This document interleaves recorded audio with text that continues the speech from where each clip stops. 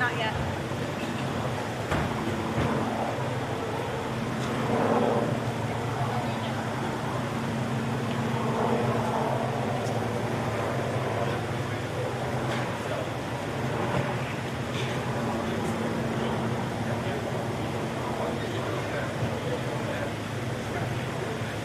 You're ready to go. Not yet, not yet.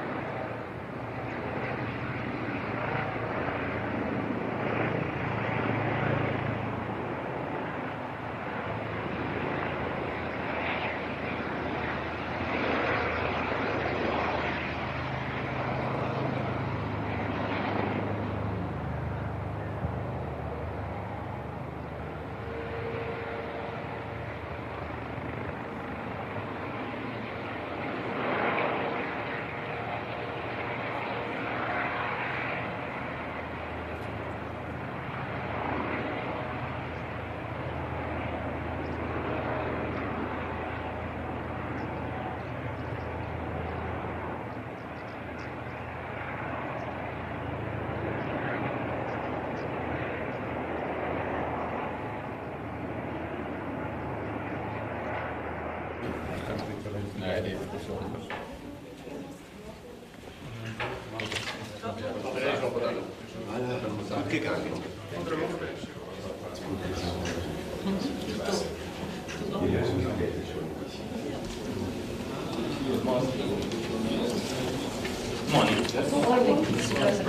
How are you? Thanks. Pleasure to see you.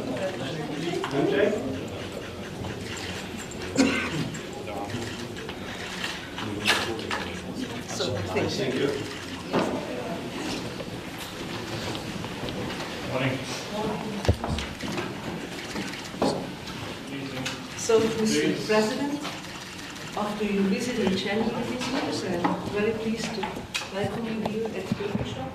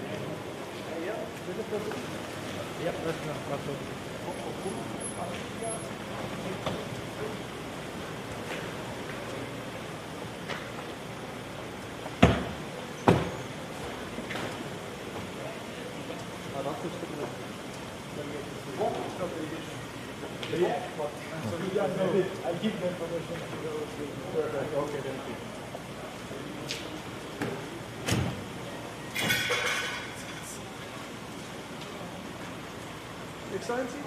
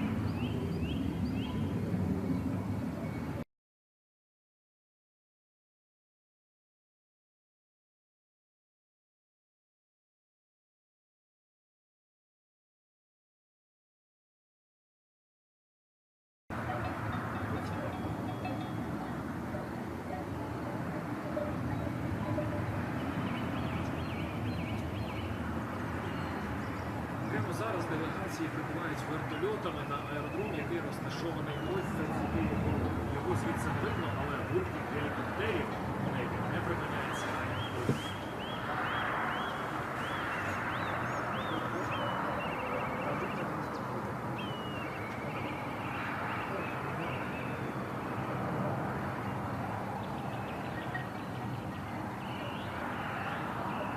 Прямо зараз делегації прибувають на аеродром, який розташований ось за цією горою. Його звідси не видно, але гуркіт гелікоптерів у небі не припиняється ані на хвилину.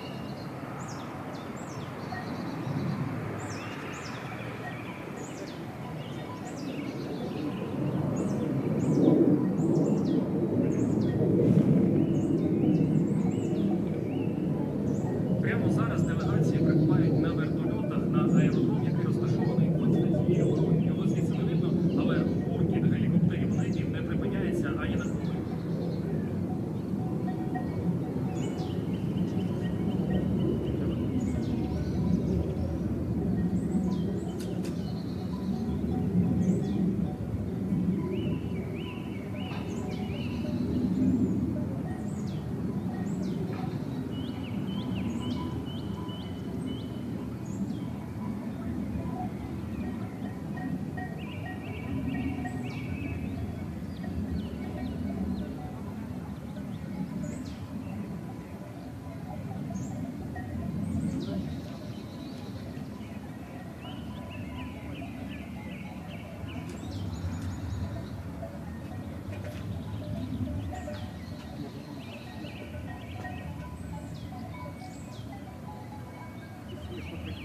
Коровы, блин,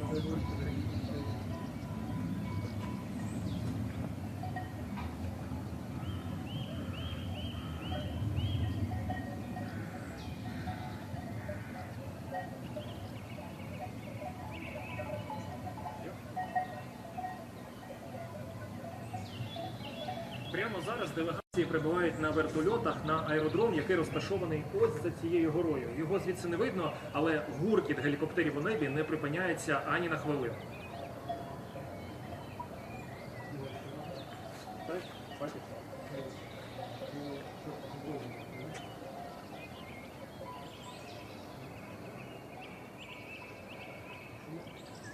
Прямо зараз делегації прибувають на вертольотах на аеродром, який розташований ось за цією горою. Його звідси не видно, але гуркіт гелікоптерів у небі не припиняється ані на хвилину.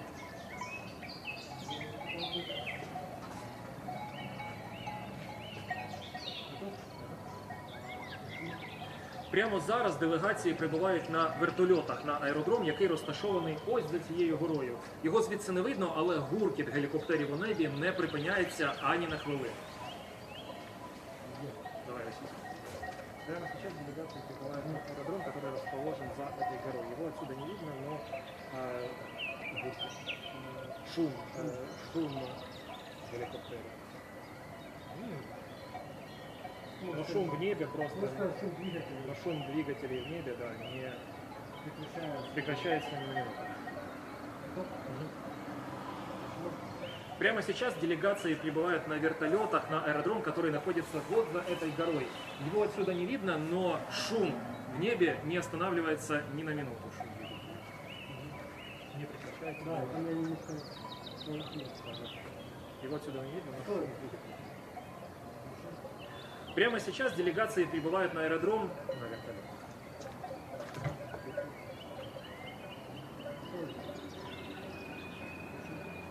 Прямо сейчас делегации прибывают на вертолетах на аэродром, который расположен вот за этой горой. Его отсюда не видно, но шум двигателей в небе не прекращается ни на минуту.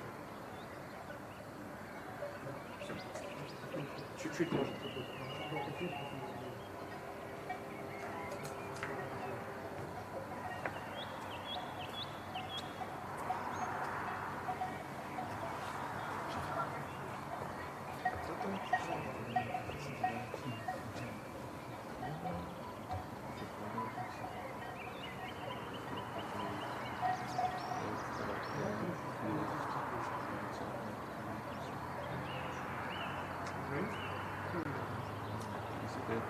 Да нормально.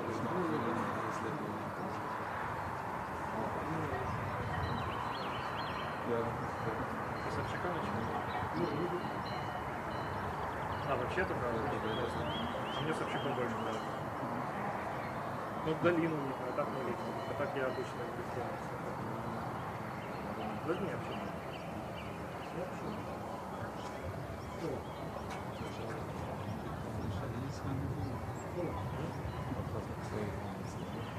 Прямо зараз делегації прибувають на аеродром, який розташований он за тією горою. Його звідси не видно. За тією. Прямо зараз делегації прибувають на вертольотах на аеродром, який розташований за цією горою. Його звідси не видно, але гуркіт гелікоптерів у небі не припиняється ані на хвилину.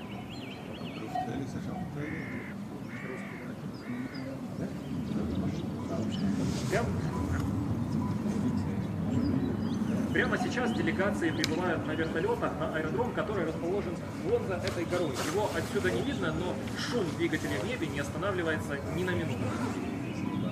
Не прекращается.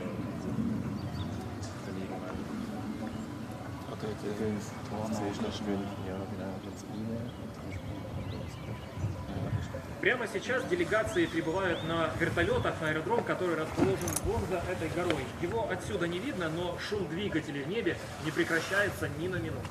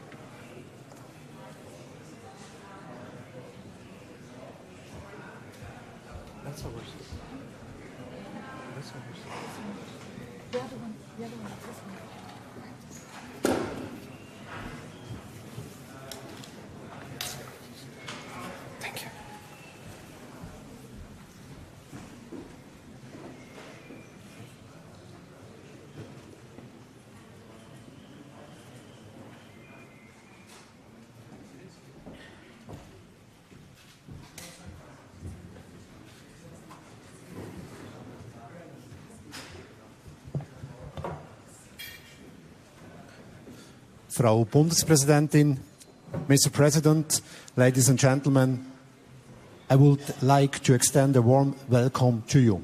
Zum Auftakt der Konferenz wird nun Bundespräsidentin Amherd für das Gastgeberland ein Statement abgeben.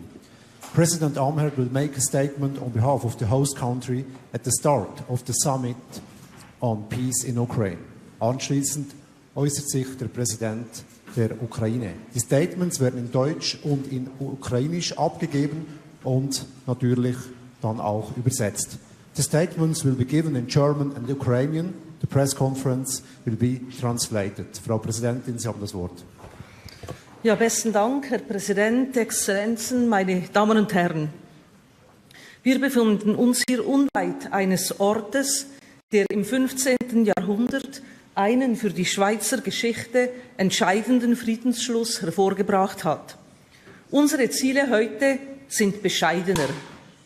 Wir werden hier auf dem Bürgenstock nicht den Frieden für die Ukraine verhandeln oder gar verkünden können. Aber wir wollen einen Prozess für einen gerechten und dauerhaften Frieden inspirieren und konkrete Schritte in diese Richtung unternehmen. Aus diesem Grund haben wir entschieden, die Konferenz auf Bitte der Ukraine auszurichten.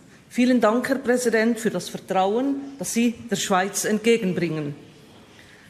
Die Weltlage ist schwierig, weit über den Krieg in der Ukraine hinaus. Die Schweiz setzt sich für Frieden und Dialog ein.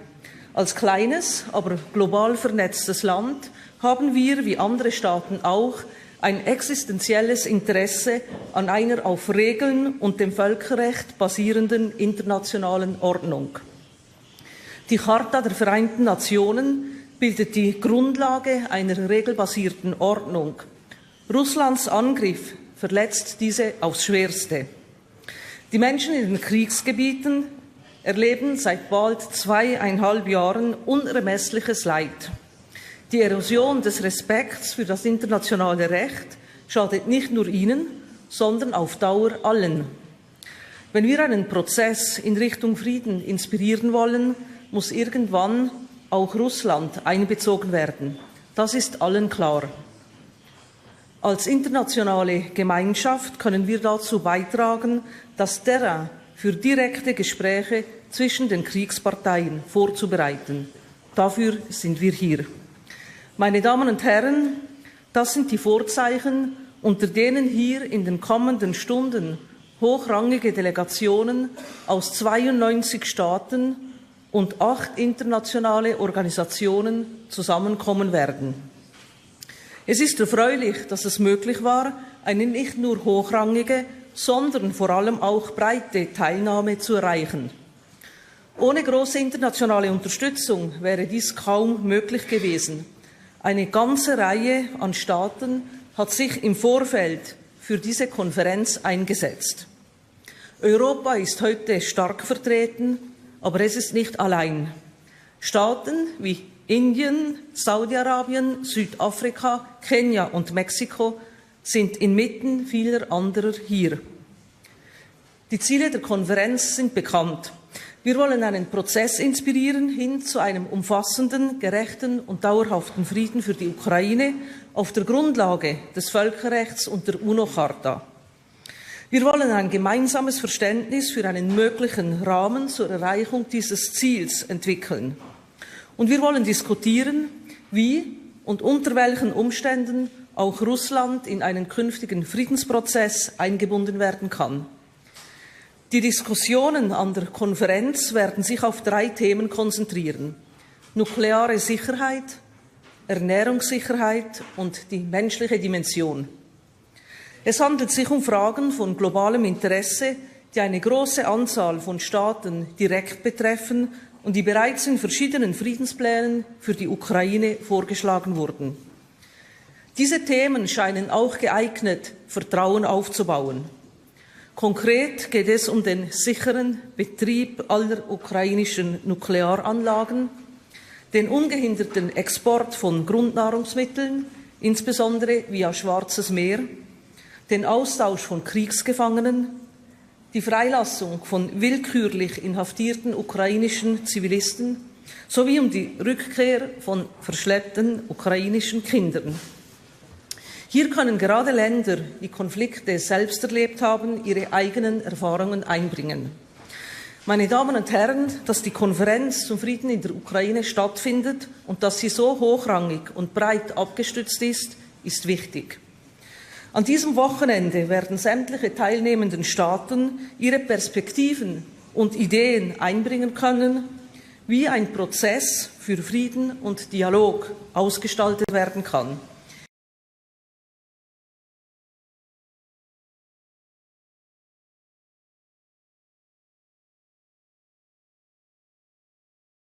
Das ist im Interesse von uns allen. Besten Dank.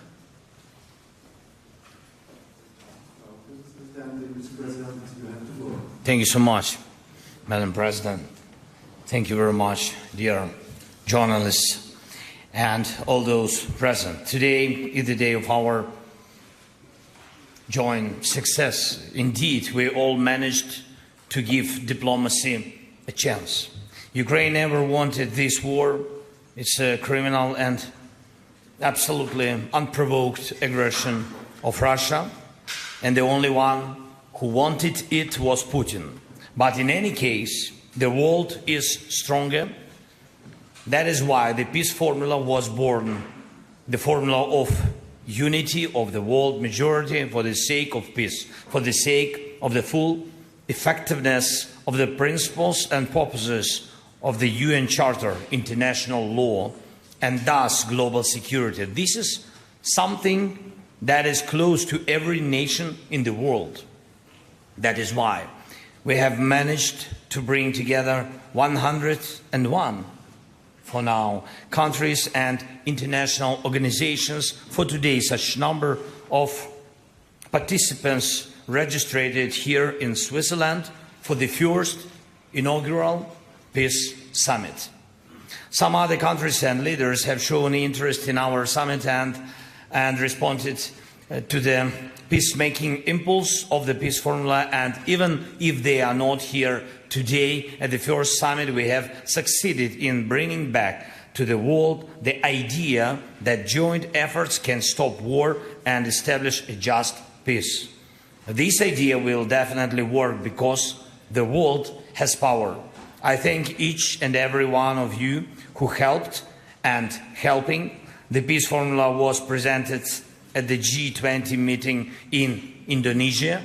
After that, 4 meetings of national security advisors took place, and each meeting brought the world closer to the first peace summit. The first was in Copenhagen, Denmark, a good foundation for late then Jeddah, Saudi Arabia, fantastic hospitality which helped to attract more countries. The next stage was a meeting in Malta, which was very productive, and the fourth meeting was here in Davos, when there were already 82 participants. It was after that meeting that it became clear, and after our conversation with you, Madam President, during my visit to Switzerland, that we were ready for the first inaugural Peace Summit. Switzerland helped to implement it very effectively, with absolutely respect for each participant, and I am grateful for that. Today, the summit represents all parts of the world, all continents, different nations, both geographically large and small, every political pole of our world: Latin America, the Middle East, Africa, Europe, Asia, the Pacific, Australia, North America, all of them. The views, ideas, and leadership of each nation are equally important to us. and everything that will be agreed upon at the summit today will be part of the peacemaking process that we all need. I believe that we will witness history being made here at the summit. Thank you for your support, and may a just peace be established as soon as possible. Slava Ukraini! The conference is over. Thank you for your attention. Please. Thank you.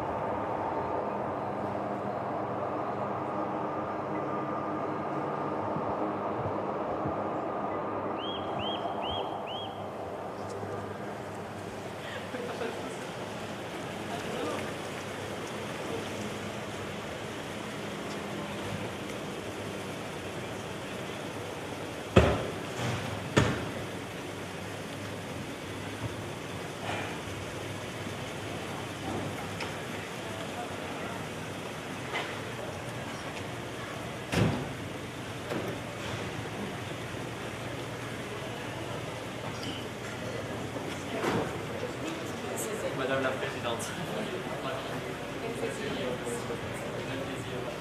Soyez la bienvenue.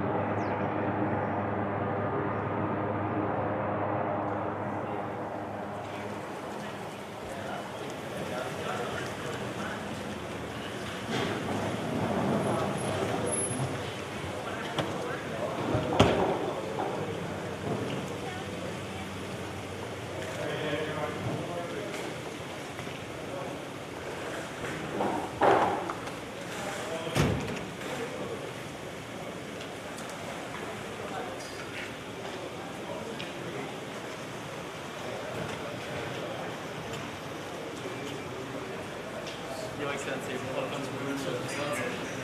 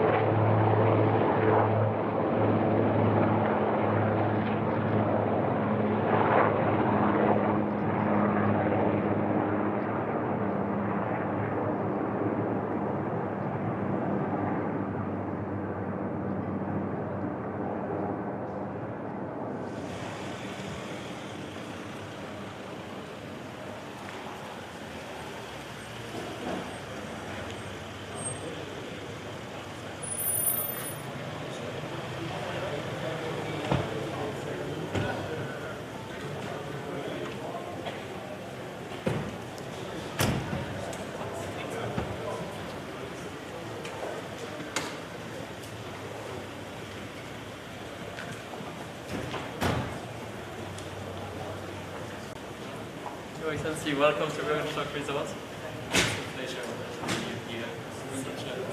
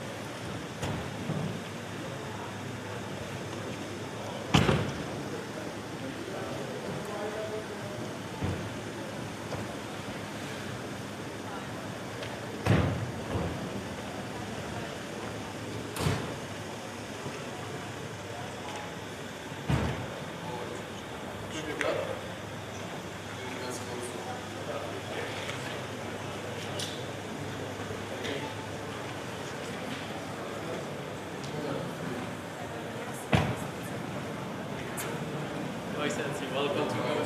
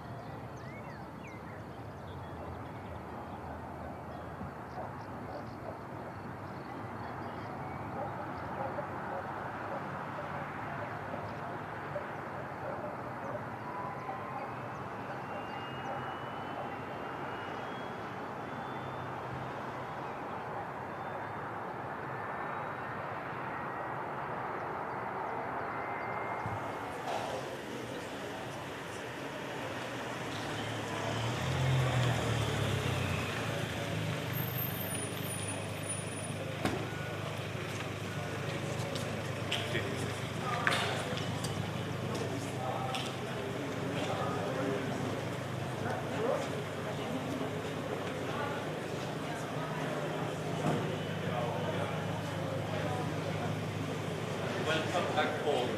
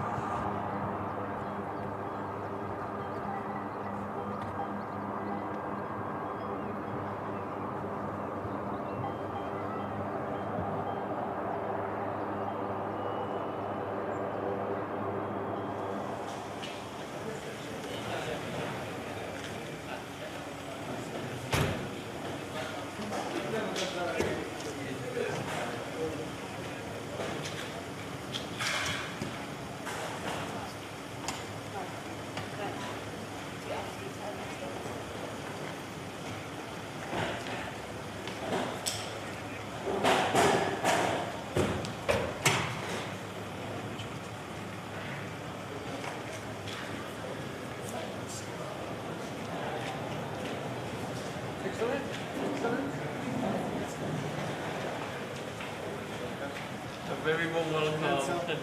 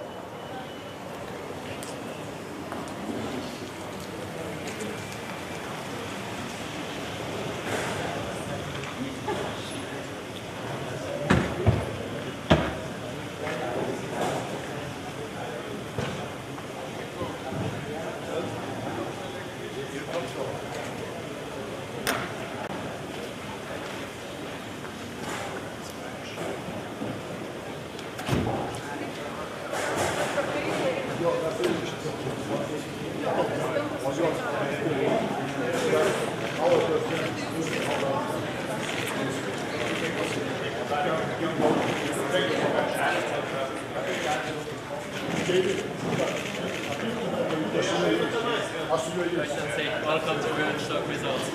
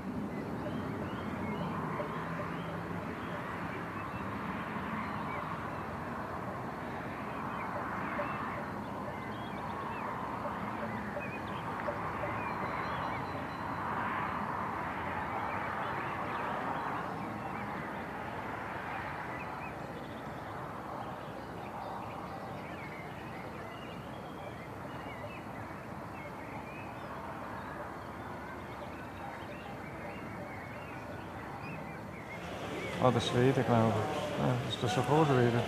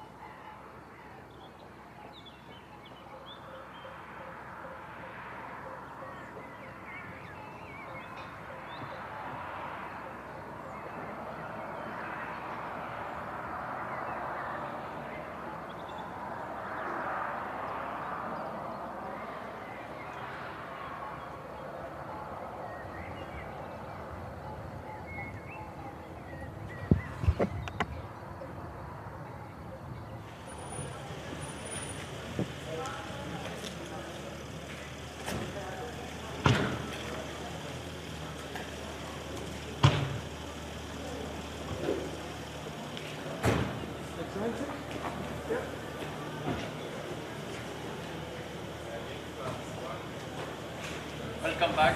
Excellency.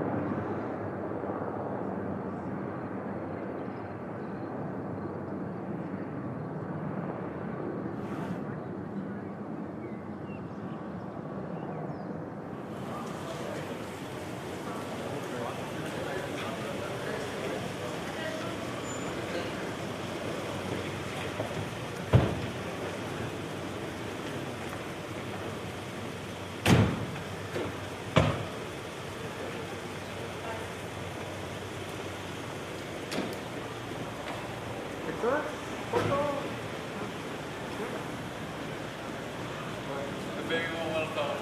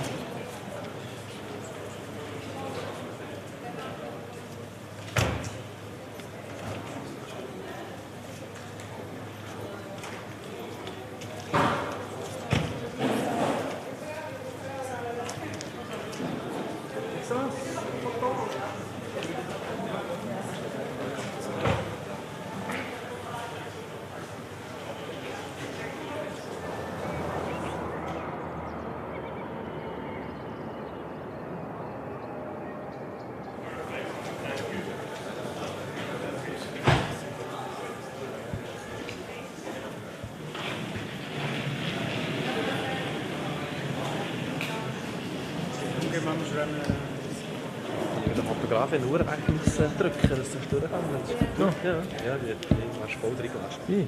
Nein, andere. Intern.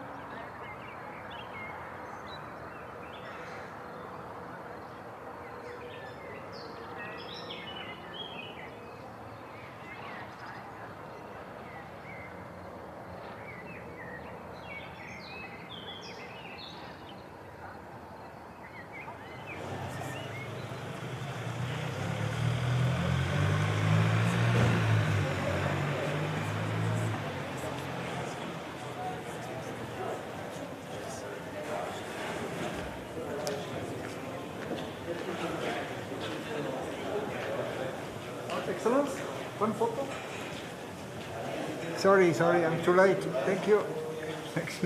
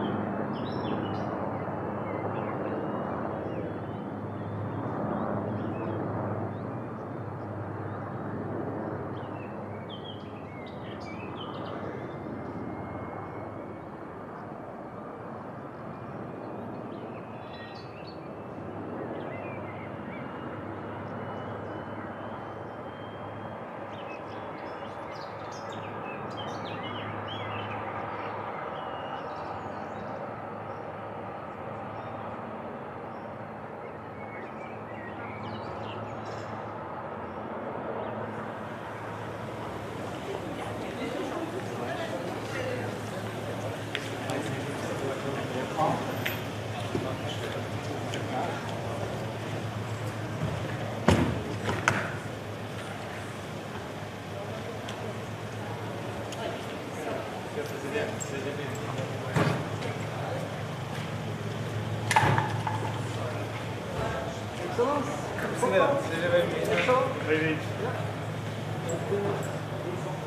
you.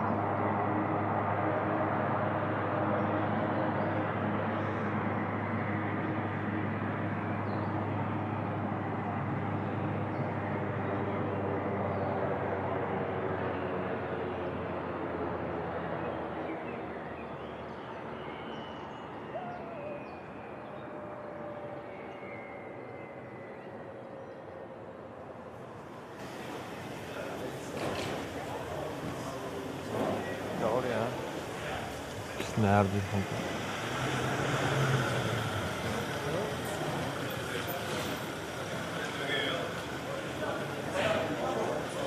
Excellent. One photo.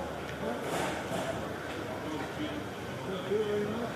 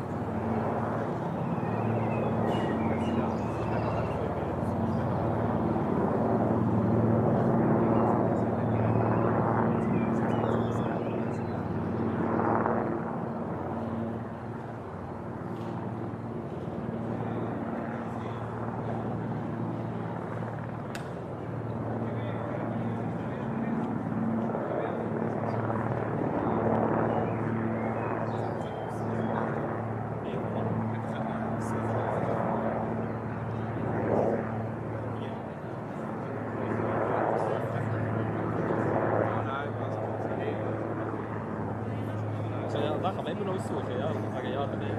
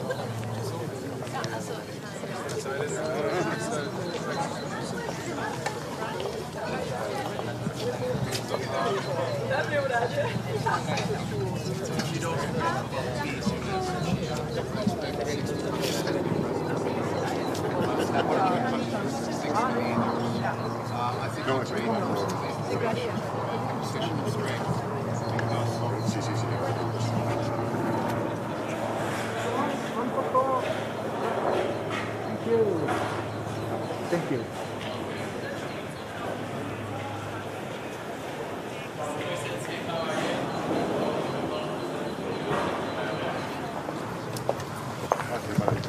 Sorry, nyt vähän.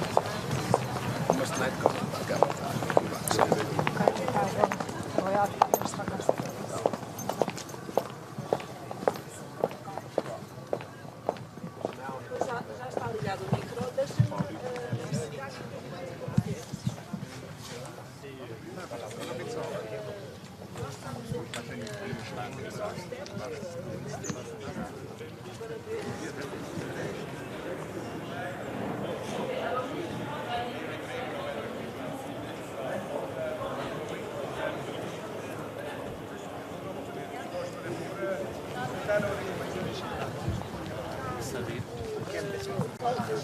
Ma colombiani sono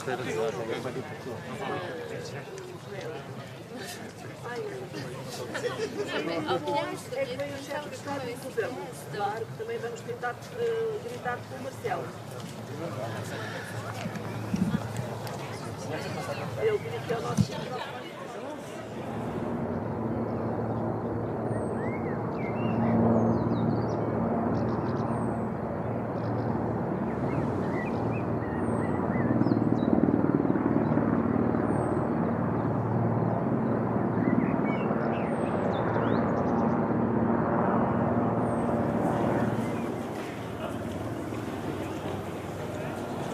Excellence.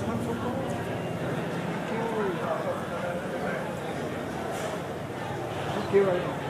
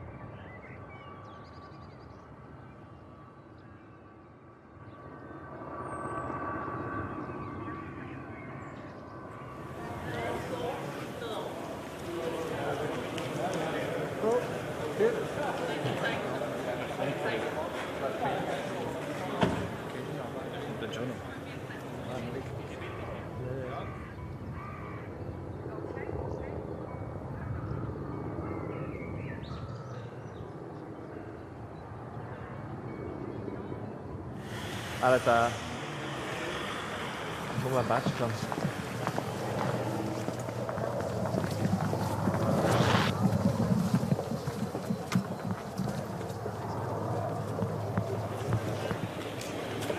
So,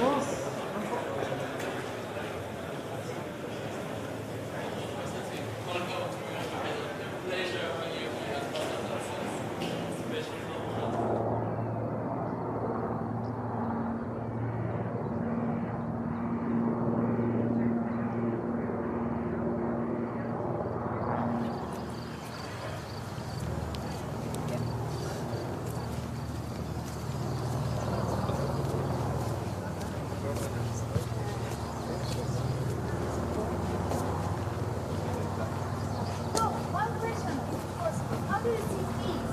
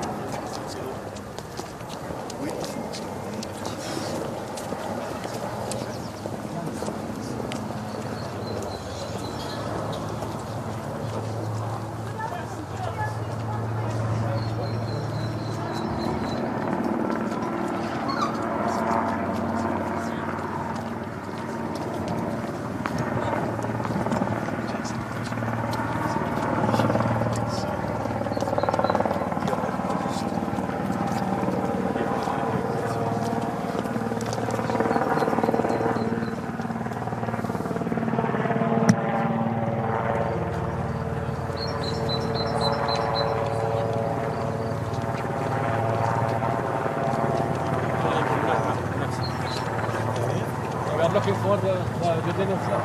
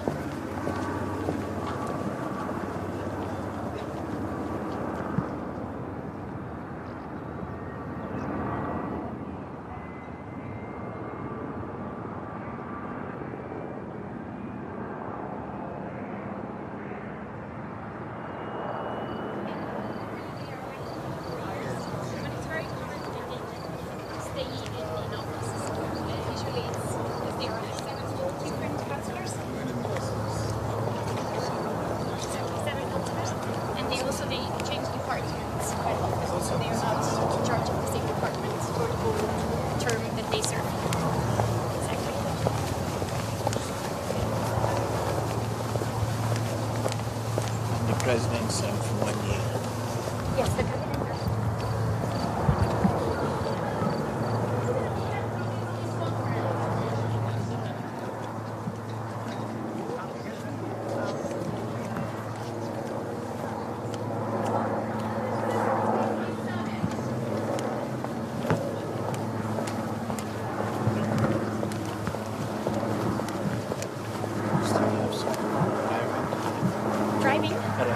Arriving, yes. Actually, there are some countries even arriving when the plenary already started.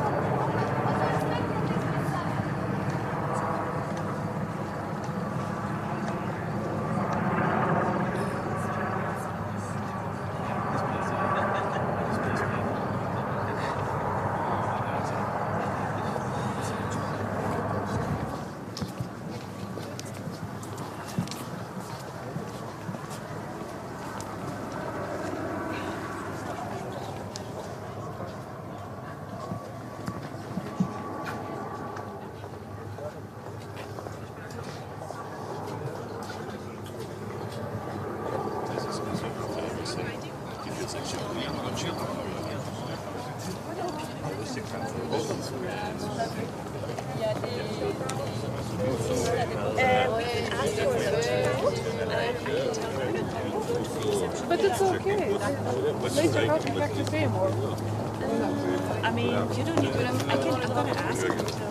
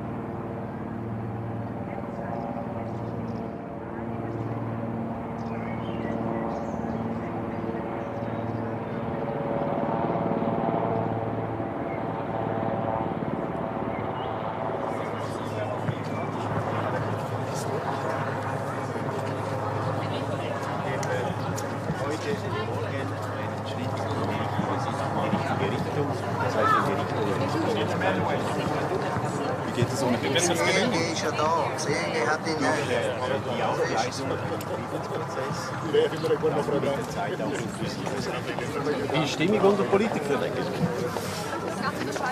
Signor Cassis per la televisione svizzera, quali sono le aspettative di questa conferenza? Di fare un primo passo verso un processo di pace che dia delle prospettive e che ci faccia immaginare qual è il successivo di questo. Cosa significa per la Svizzera questa conferenza? Un momento importante perché è la più grande conferenza sulla pace da quando è scoppiato il conflitto in in Ucraina e significa poter far credere e dare la speranza agli ucraini ma a tutto il pianeta che anche questa guerra potrà finire. Grazie mille.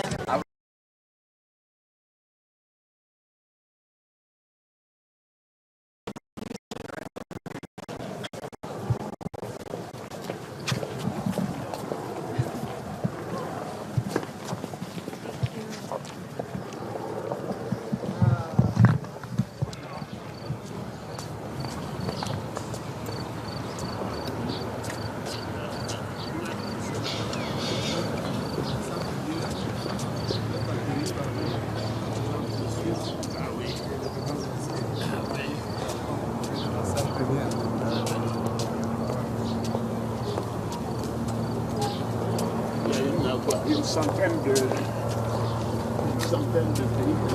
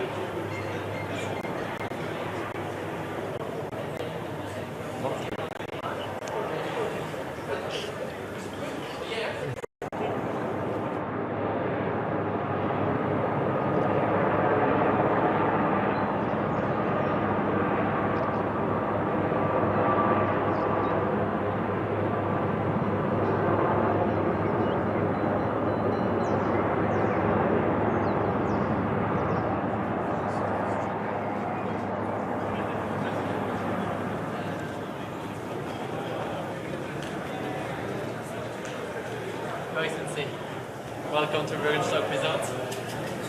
Es ist wirklich wunderbar, Sie dann hier als Teil der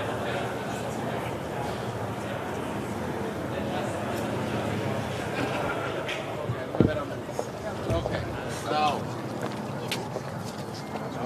What are your expectations? My expectation is that we're taking the first steps towards peace. I think if you don't talk about peace, you can't achieve it. I'm very glad to see that there are about 60 heads of state government and about 100 countries present here. How can this summit write history? Writing history is probably a big word, but we need to start writing it. So if this gives us a manuscript for where history could take us in terms of peace, I think that's already good. How is the mood? The mood is quite good. I mean, I'm glad. I'm a fairly new president, so I'm glad to see so many colleagues here as well. All right. How's the surroundings and this stock? Is it a realistic path to peace? En français? Est-ce que c'est une choix réalistique pour C'est une première phase. Je trouve que c'est très important de commencer à discuter, mais si on ne discute pas, je ne vois jamais l'achever.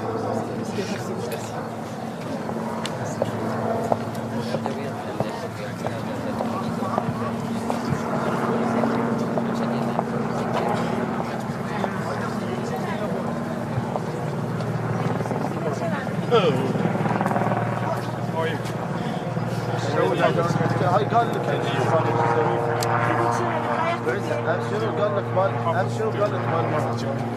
was invited by the president of Swiss Confederation. Yes. What is it? What is the role? What is your role? My role is to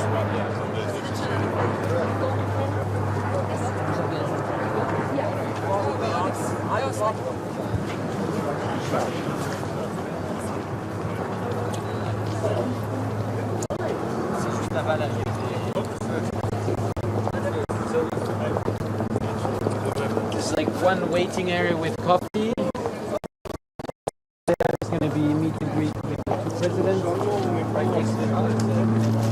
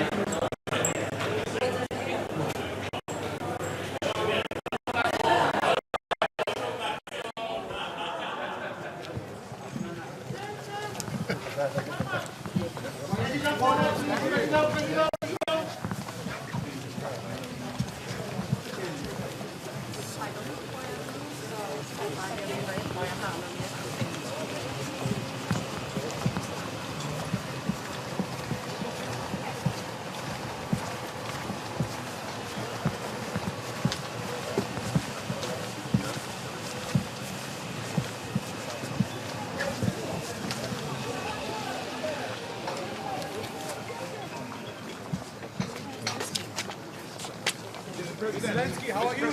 Thank you so much. Mr. President, are you confident?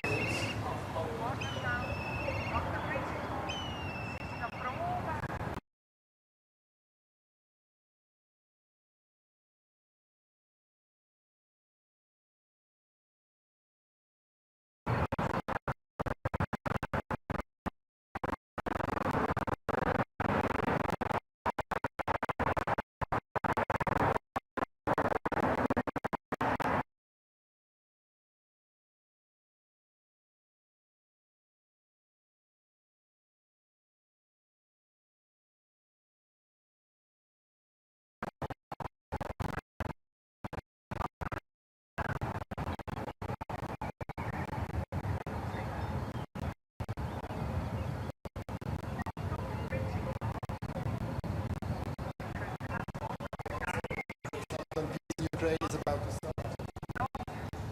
His Excellency Abagash, Diplomatic Advisor, United Arab Emirates.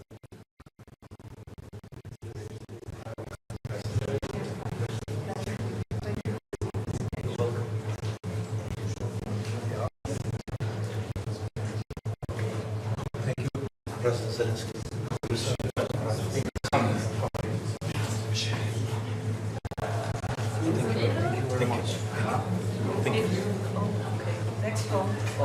His Excellency Pawan Kapoor, Vice Minister of the Republic of India. Please.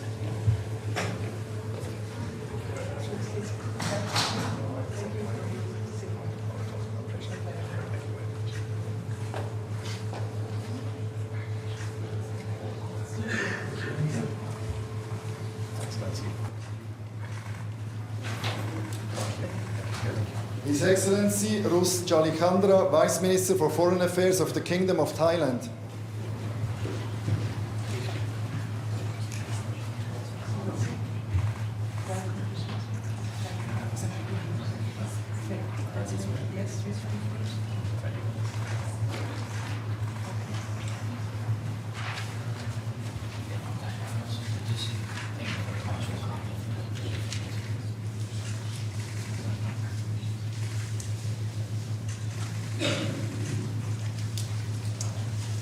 Her Excellency An Sim, Special Envoy of the Prime Minister of the Republic of Singapore.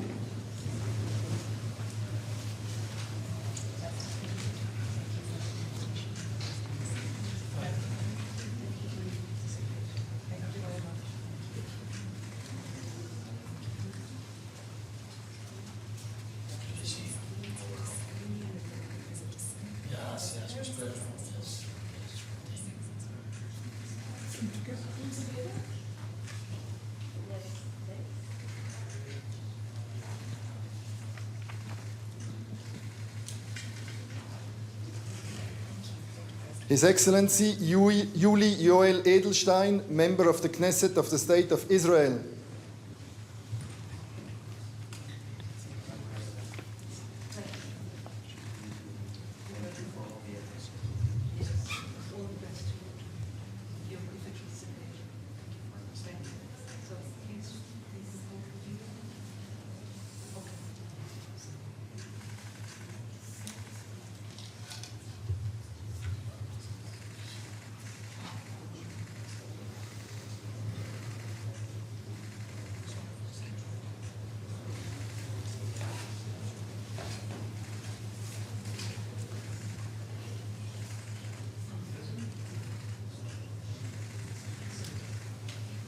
His Excellency Armen Grigoryan, Secretary of the Security Council of the Republic of Armenia.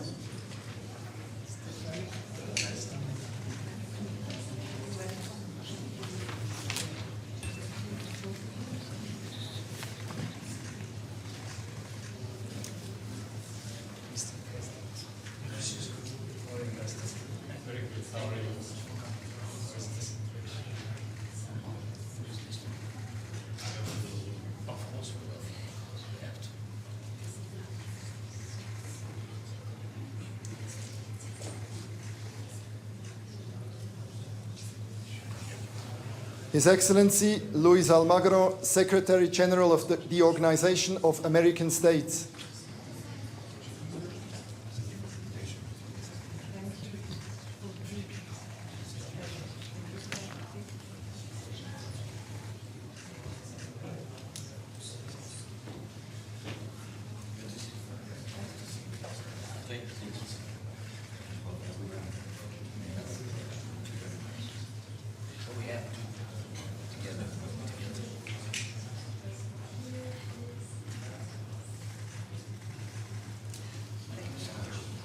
His Excellency Galvez Carlito, Minister of the Republic of the Philippines.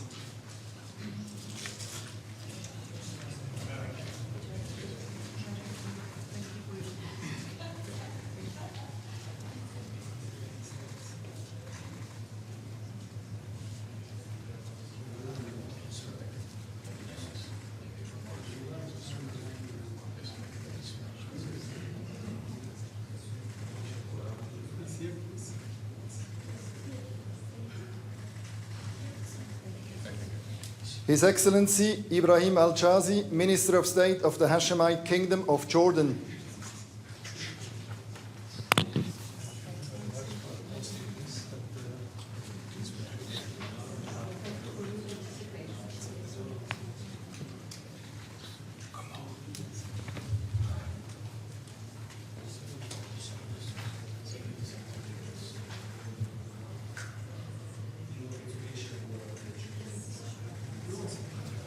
His Excellency Tohir Dulkamal, Minister of Foreign Affairs of the Union of the Comoros.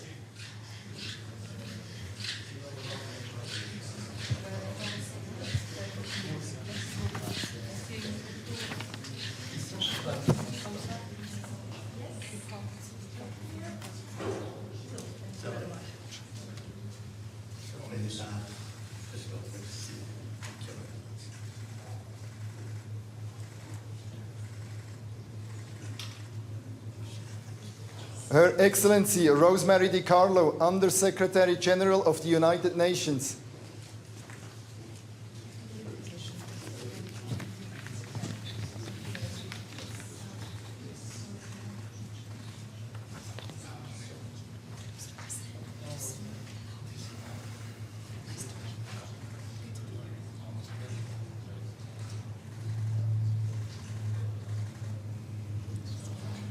His Excellency Gareth Haddad do Espírito Santo Guadalupe, Minister of Foreign Affairs of the Democratic Republic of Sao Tome and Principe.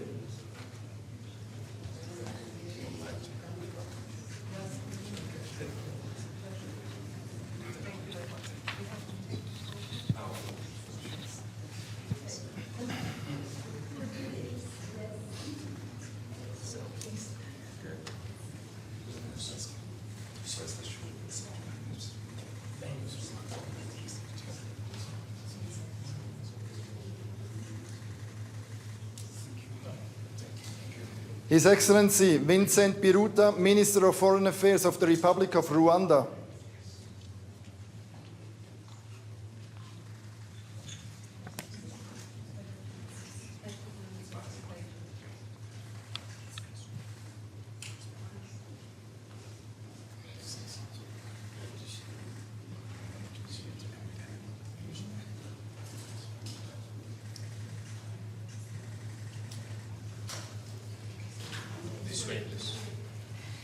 His Excellency Abdulatif Al-Zayani, Minister of Foreign Affairs of the Kingdom of Bahrain.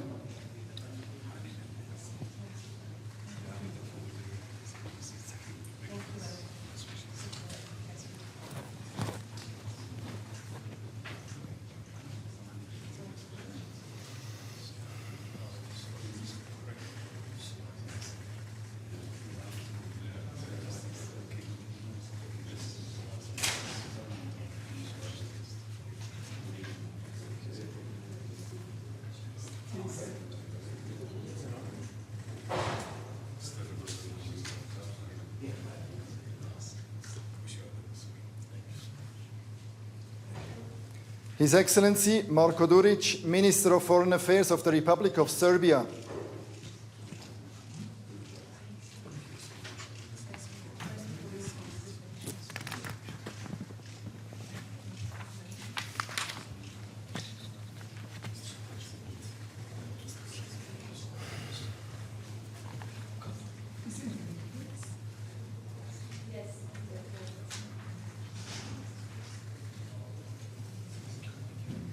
His Excellency Omar Paganini, Minister of Foreign Affairs of the Oriental Republic of Uruguay.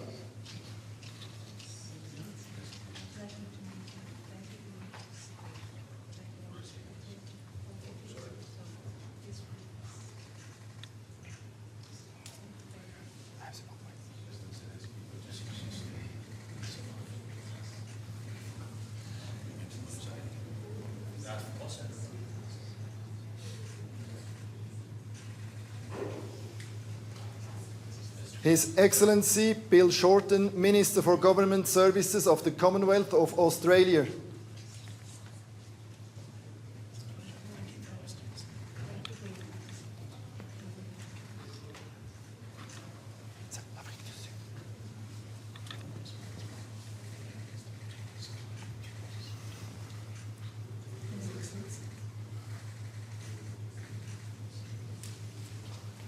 His Excellency Sidney Mufamadi, National Security Advisor of the Republic of South Africa.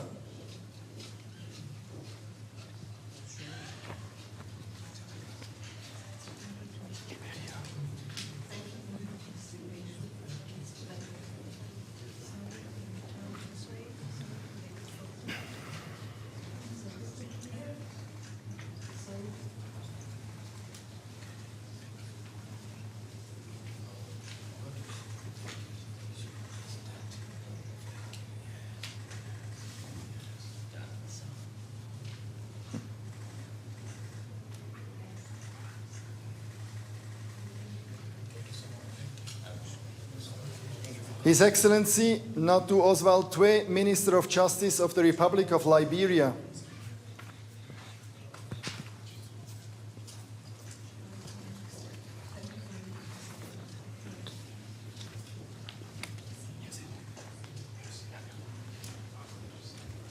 We travel together, we know each other.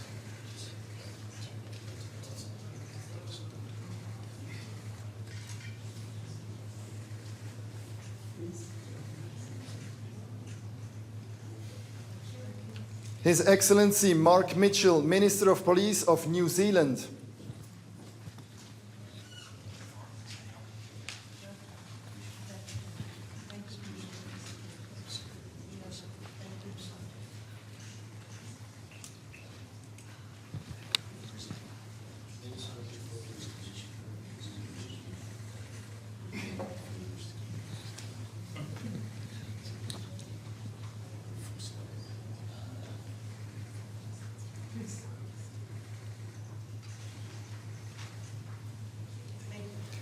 His Excellency Javier González Olaechea, Minister of Foreign Affairs of the Republic of Peru.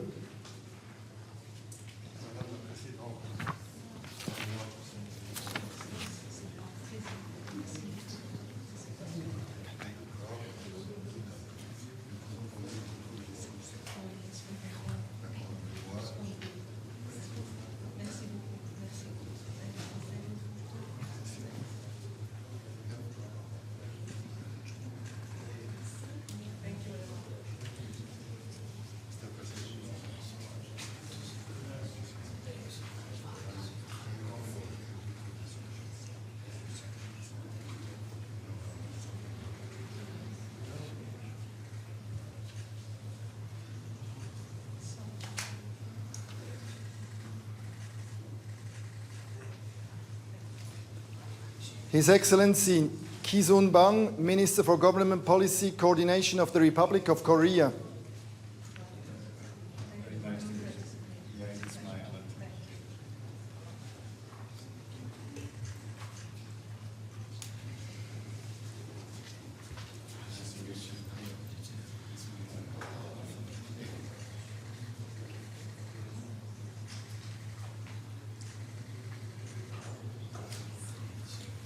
Her Excellency Luminita Odobescu, Minister of Foreign Affairs of Romania.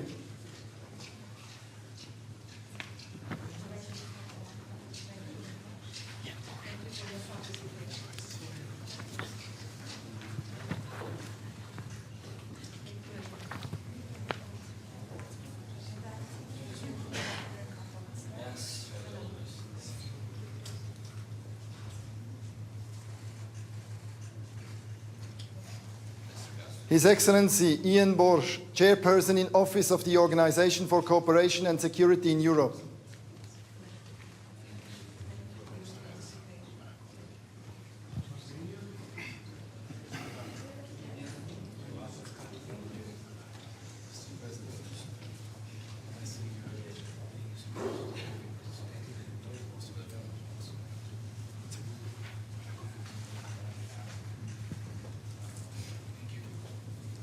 Her Excellency Isabel Berro Amadei, Minister of Foreign Affairs of the Principality of Monaco.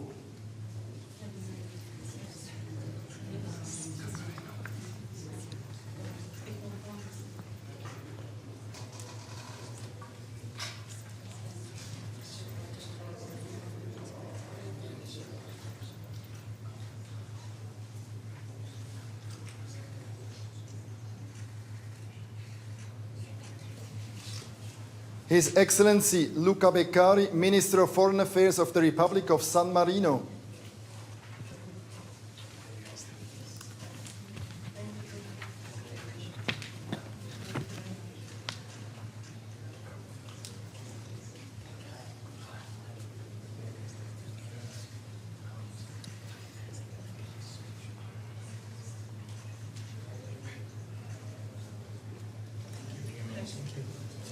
His Excellency Cissé Ismailov, Minister of Information of the Republic of the Gambia.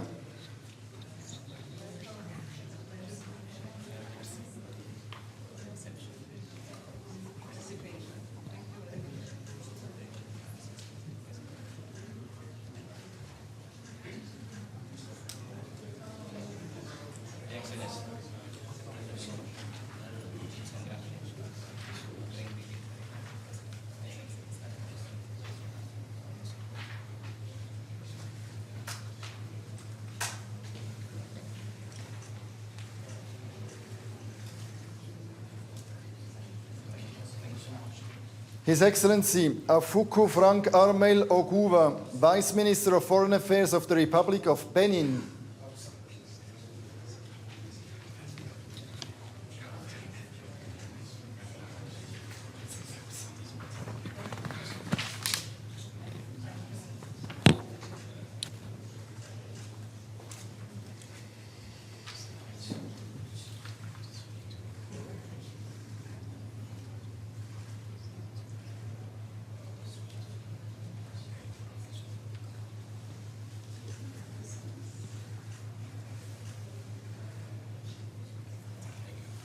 His Excellency José Ulises Correa e Silva, Prime Minister of the Republic of Cabo Verde.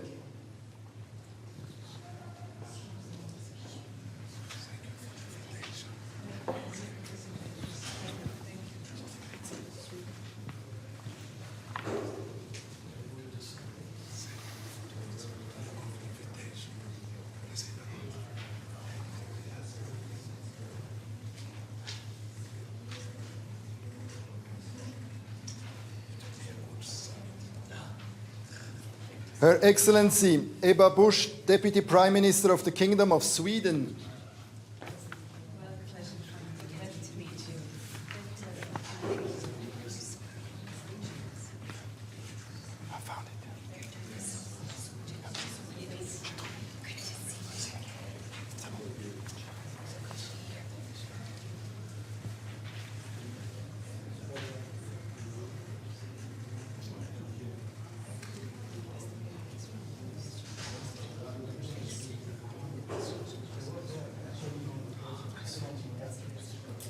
His Excellency Bjarni Benediktsson, Prime Minister of the Republic of Iceland.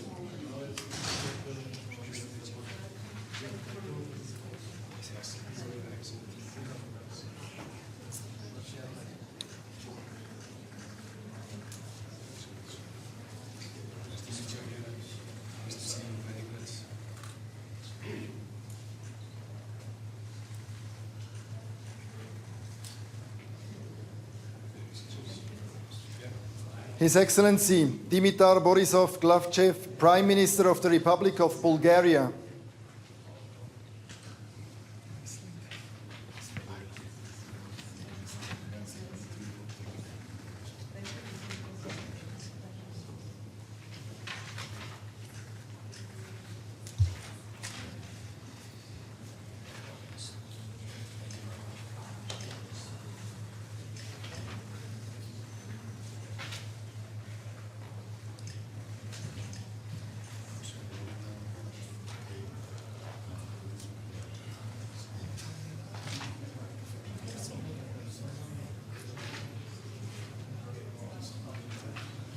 His Excellency Simon Harris, Prime Minister of Ireland.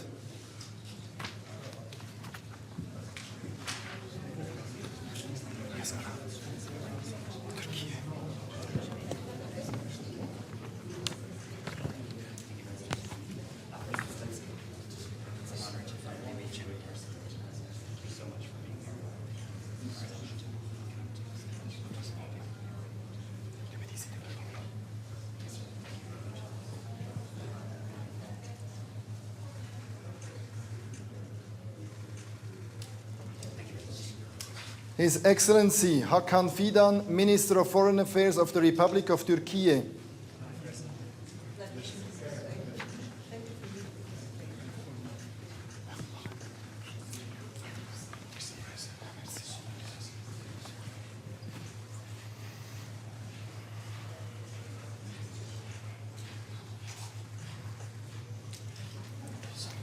His Excellency Albert Ramchand Ramdin, Minister of Foreign Affairs of the Republic of Suriname. Please.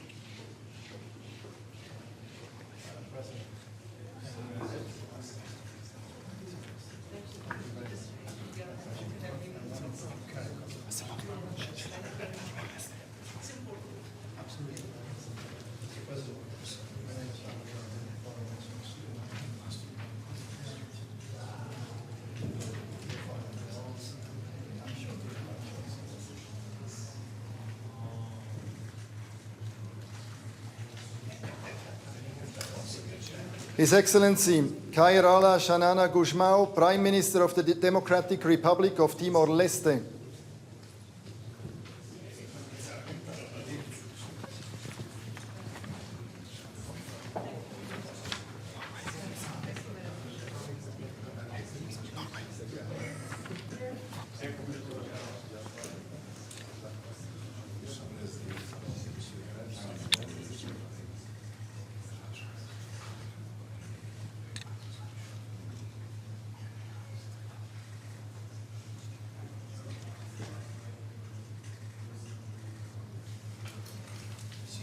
His Excellency Jonas Gahr Støre, Prime Minister of the Kingdom of Norway.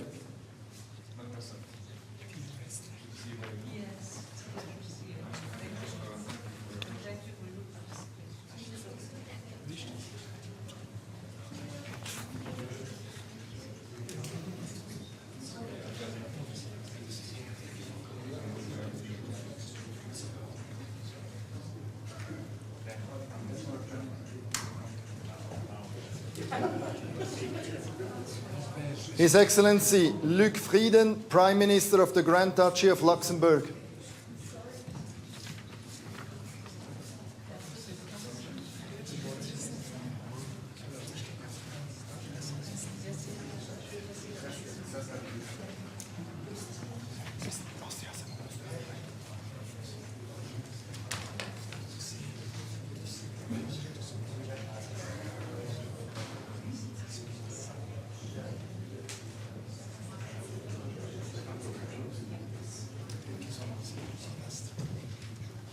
His Excellency Karl Nehammer, Federal Chancellor of the Republic of Austria.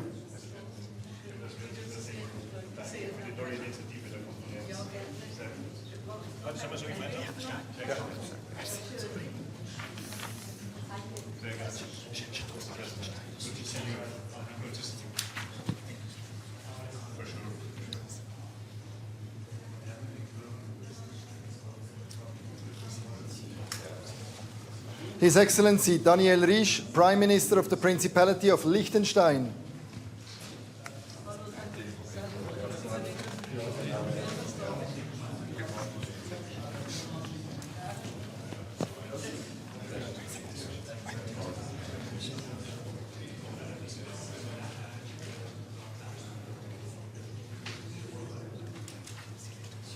His Excellency Alexander De Croo, Prime Minister of the Kingdom of Belgium.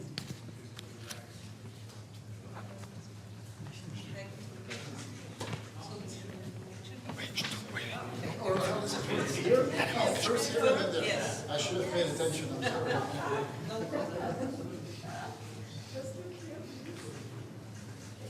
Okay, sorry. You know the rules by now. Yeah.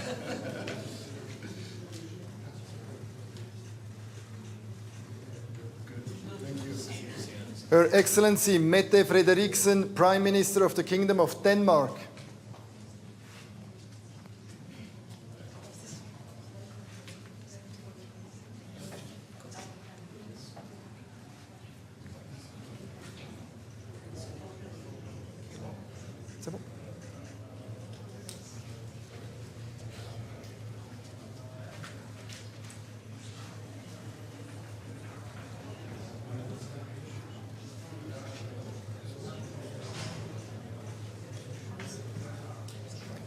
Her Excellency Maria Pecinovic-Buric, Secretary General of the Council of Europe.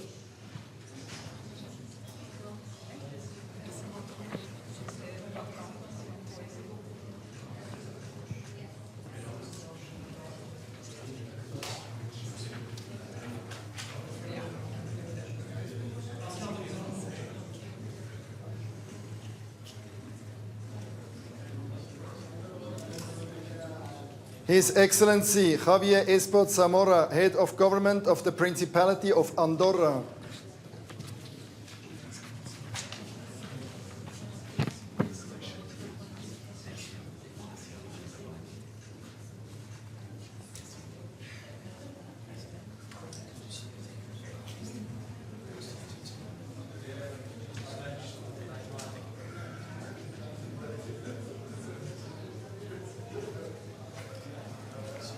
His Excellency Andrej Plenković, Prime Minister of the Republic of Croatia.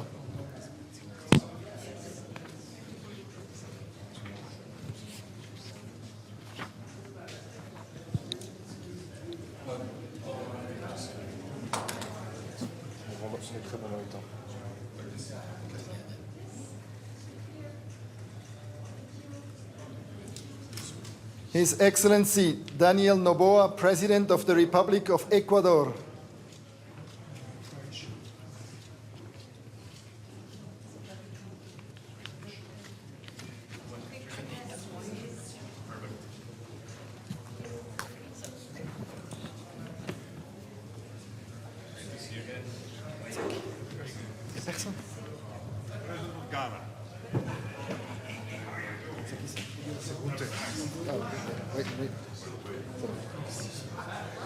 Oui, c'est bon. His Excellency Mark Rutte, Prime Minister of the Kingdom of the Netherlands.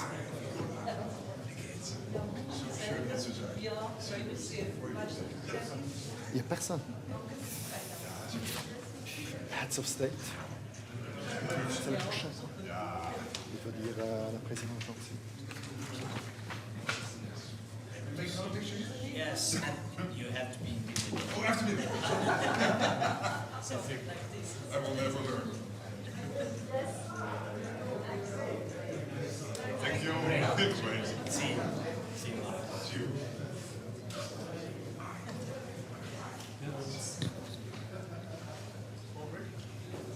Pause. Pause. Okay.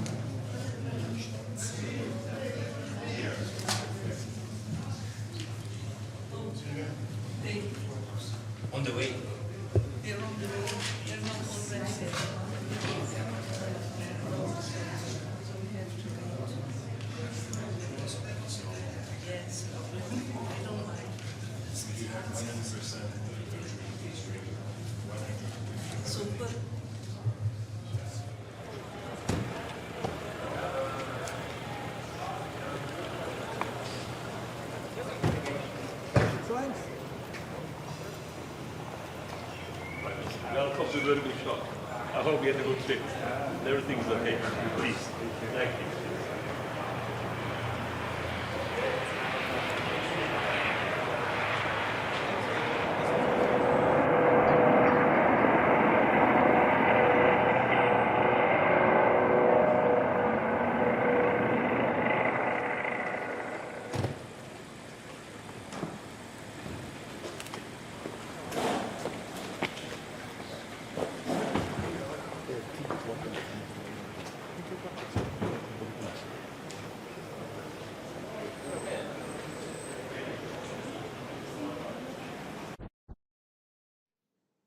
Republic of Chile.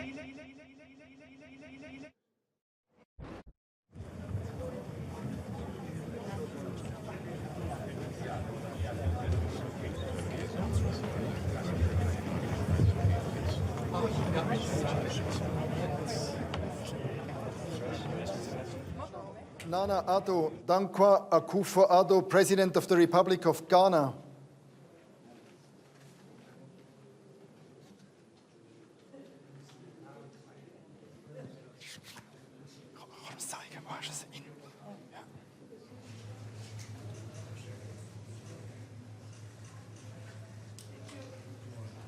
His Excellency Pietro Parolin, Secretary of State of the Holy See.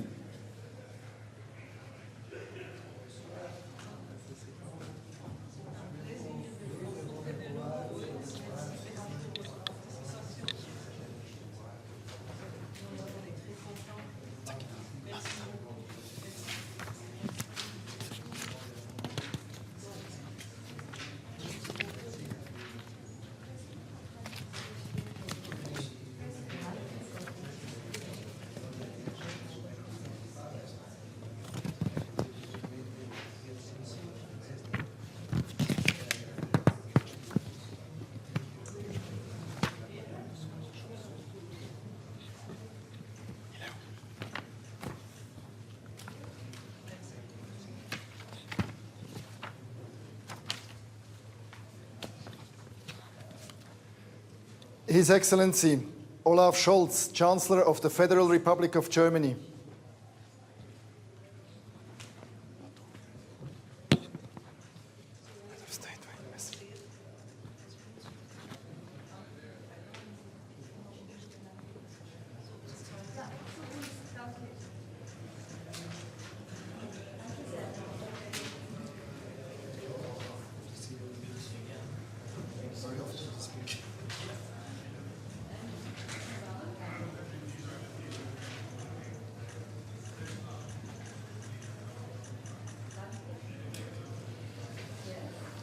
Her Excellency Miriam Spiteri de Bono, President of the Republic of Malta.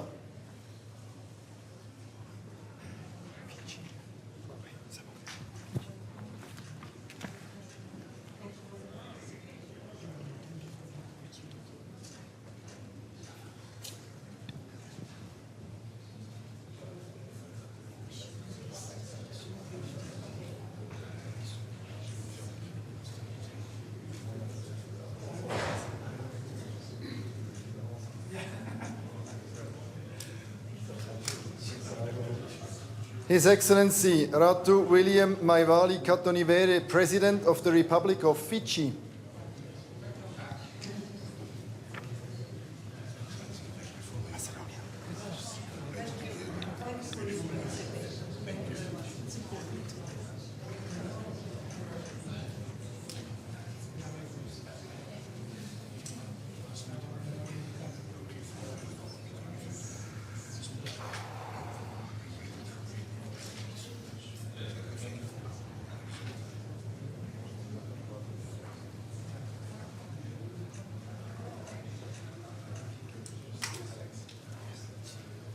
Her Excellency Gordana Siljanovska-Davkova, President of the Republic of North Macedonia. Here, just Alexander Straight.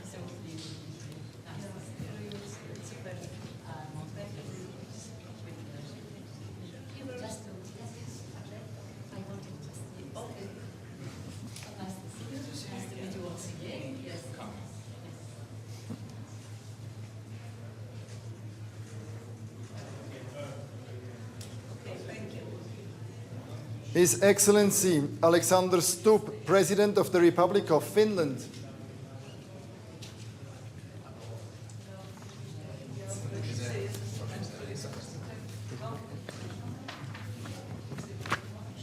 Show my photo, okay?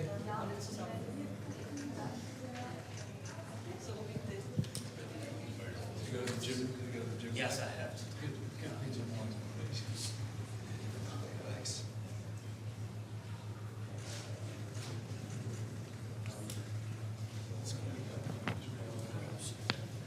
His Excellency Edgars Rinkēvičs, President of the Republic of Latvia.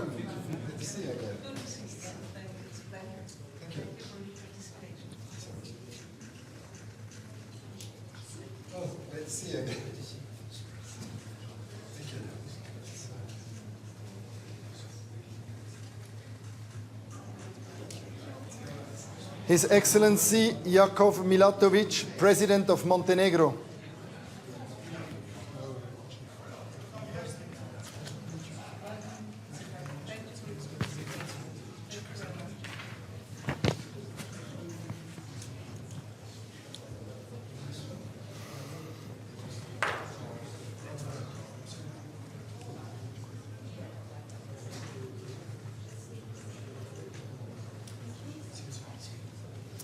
His Excellency Petr Pavel, President of the Czech Republic.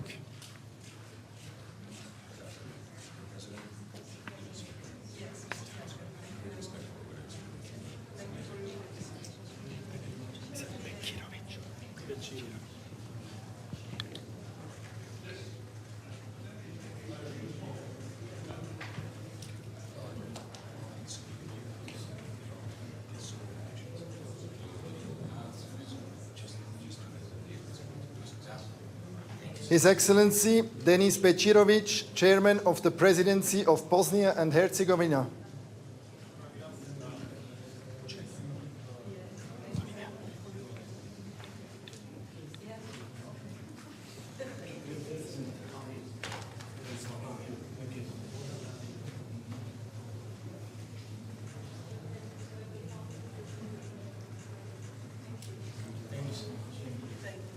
Her Excellency Natasha Pirk-Musar, President of the Republic of Slovenia.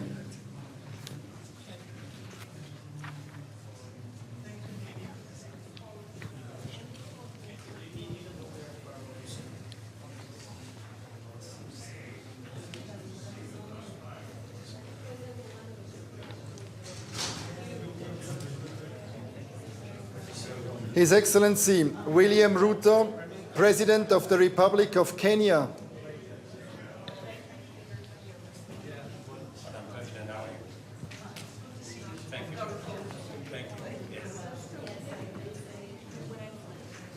Albania.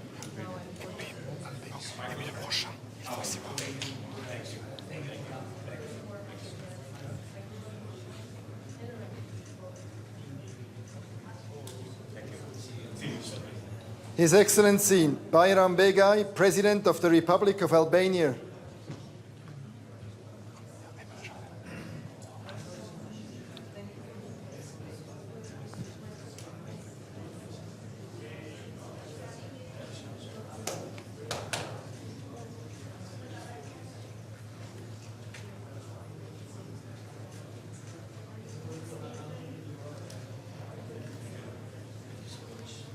His Excellency Javier Milei, President of the Argentine Republic.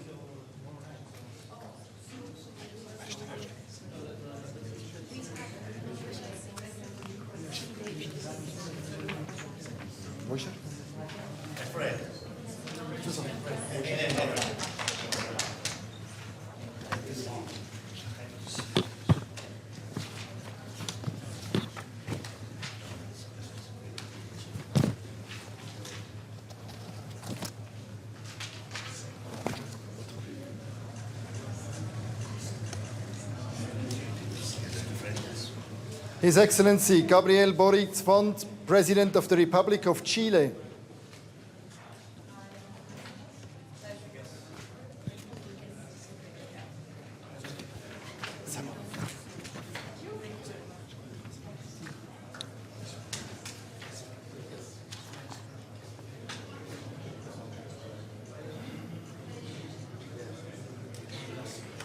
Her Excellency Vjosa Osmani, President of the Republic of Kosovo.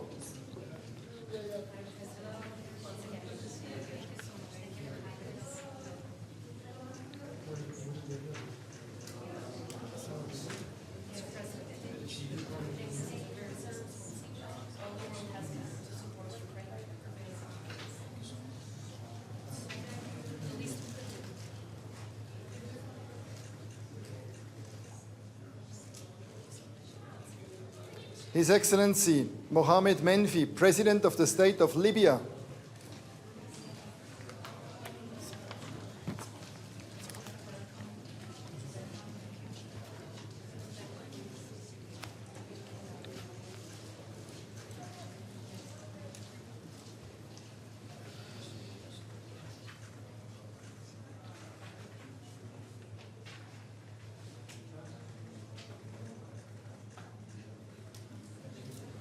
His Excellency Hassan Sheikh Mohamud, President of the Federal Republic of Somalia.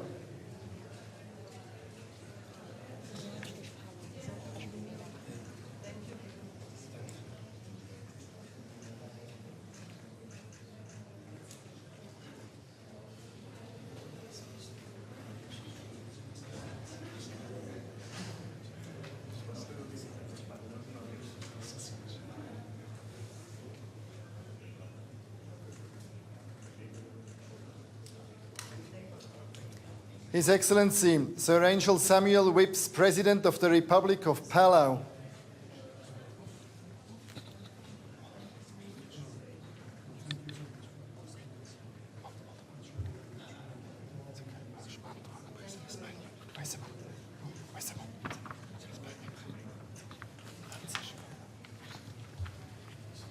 Her Excellency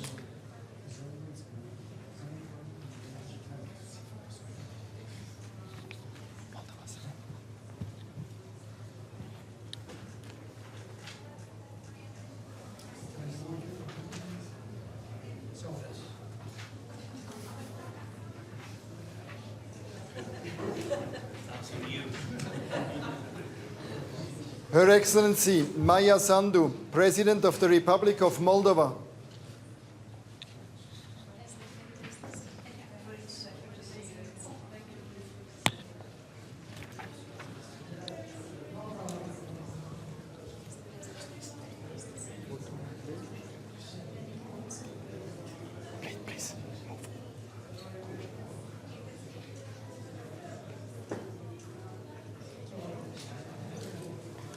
His Excellency Pedro Sánchez Pérez Castellón, President of the Government of the Kingdom of Spain.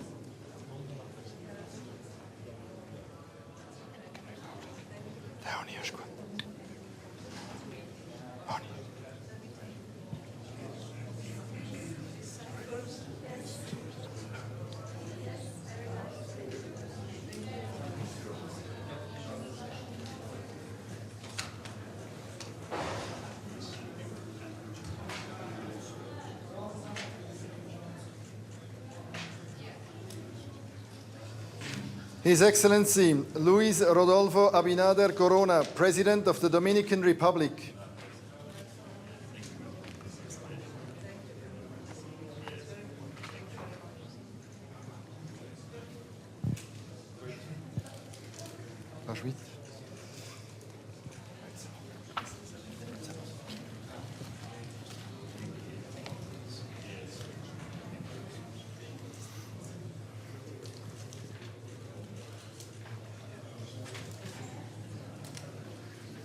His Excellency Juraj Blanar, Minister of Foreign and European Affairs of the Slovak Republic.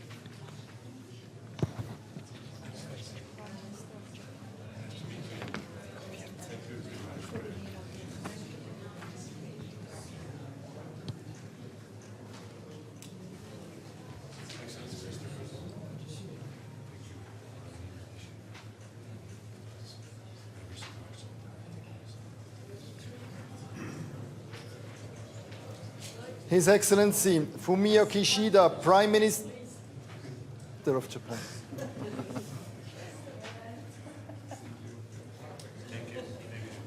My apologies. His Excellency Fumio Kishida, Prime Minister of Japan.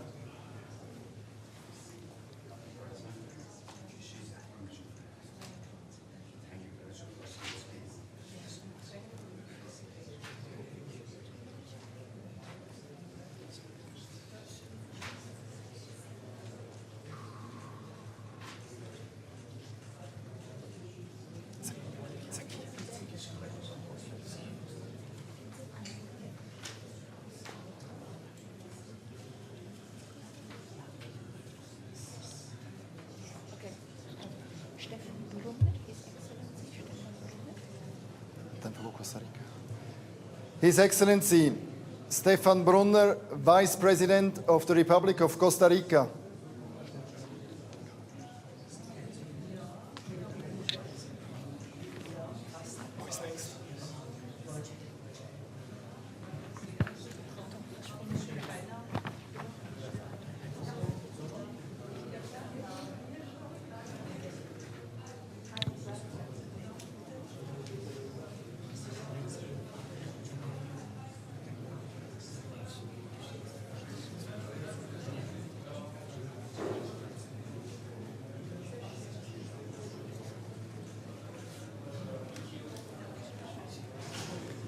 His Excellency Prince Faisal bin Farhan Al Saud, Minister of Foreign Affairs of the Kingdom of Saudi Arabia.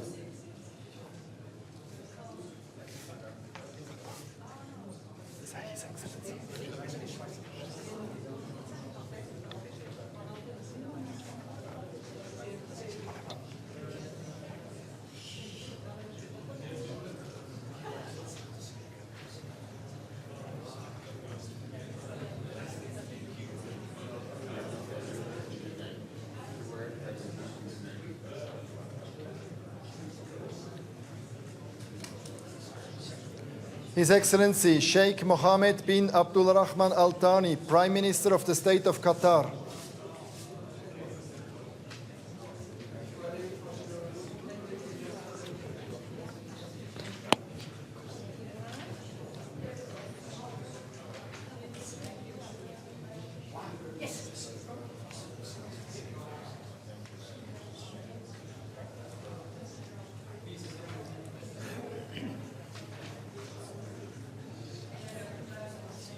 His Excellency Alassane Ouattara, President of the Republic of Côte d'Ivoire.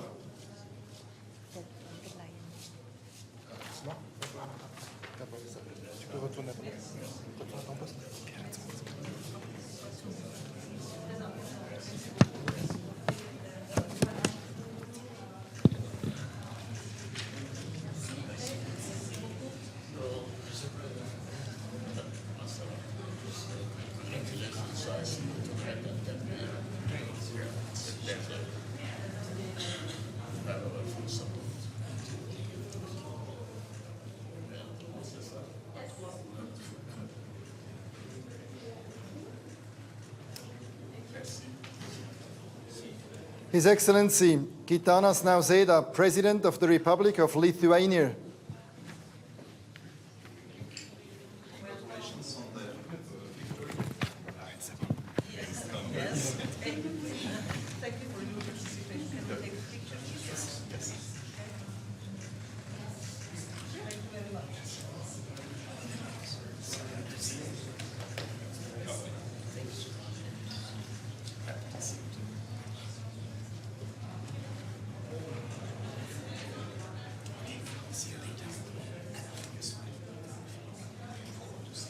Her Excellency Ursula von der Leyen, President of the European Commission.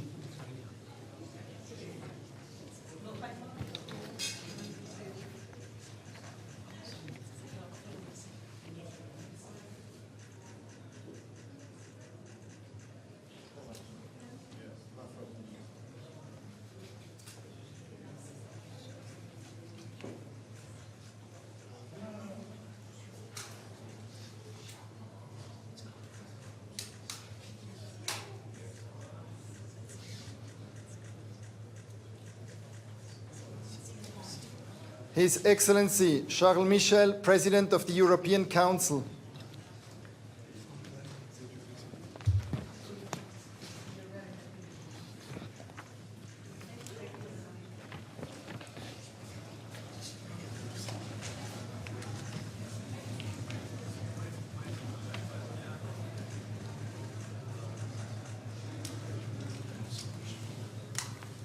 His Excellency Marcelo Rebelo de Sousa, President of the Portuguese Republic.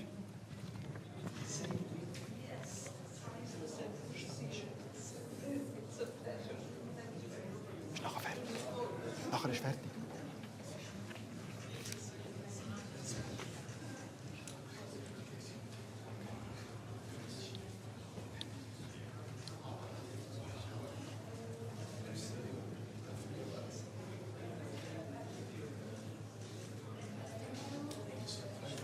His Excellency Andrzej Duda, President of the Republic of Poland.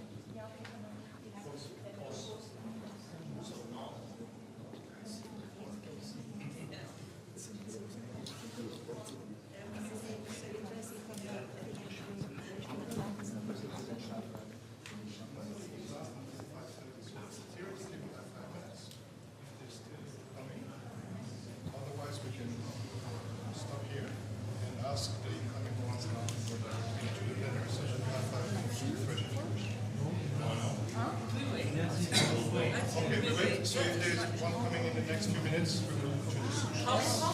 How many We have 3, 4, 5 still missing, but not more. So you prefer to wait a few minutes? Yes. Would you like some water? Yes. I'm with manager. You can stay here. Okay. Okay. Okay.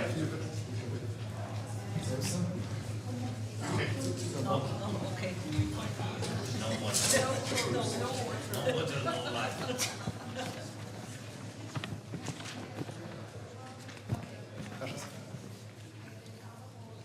His Excellency Rishi Sunak, Prime Minister of the United Kingdom. Very nice to see you. Thank you. No, you too. Thank you for hosting us. It's a very, very important occasion, and it's fantastic that you brought together such a large number of people. Thank you very much. We're looking forward to today's discussion. This way, please, Prime Minister. Thank you very much. Thank you very much. Thank you. Okay. Yeah. Yeah, it's all good. Yeah, of course.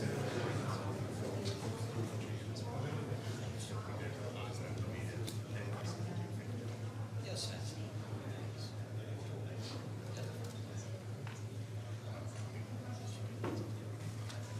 See you. I'll see you inside. Yeah. Oh gosh, sorry. Yeah, this way, please. This way, please. You've lost weight, Mr. Lizette. You've lost weight. You look good on it. Okay. Oh, yes, all of us. Thank you. Perfect. His Excellency Justin Trudeau, Prime Minister of Canada.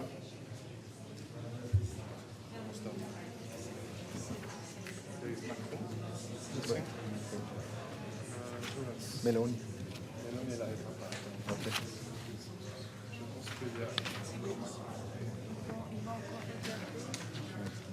Sinon.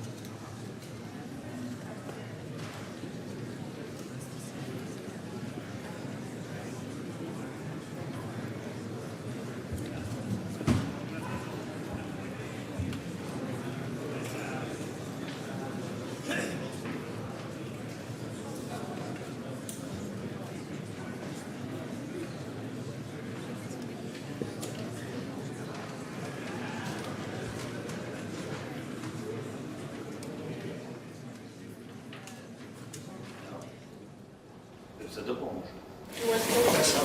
Hello, my friend. Hello. How are Vice you? President. Good to see you. Thank you so much. You're well? Yes, I'm well. Thank you so much. How are you? Very well. Very Glad good to see you. Glad to see you. Yes. Okay. You told her to stay here. Okay, let's stay here then. Yes, some At official least for a things. moment. Yes.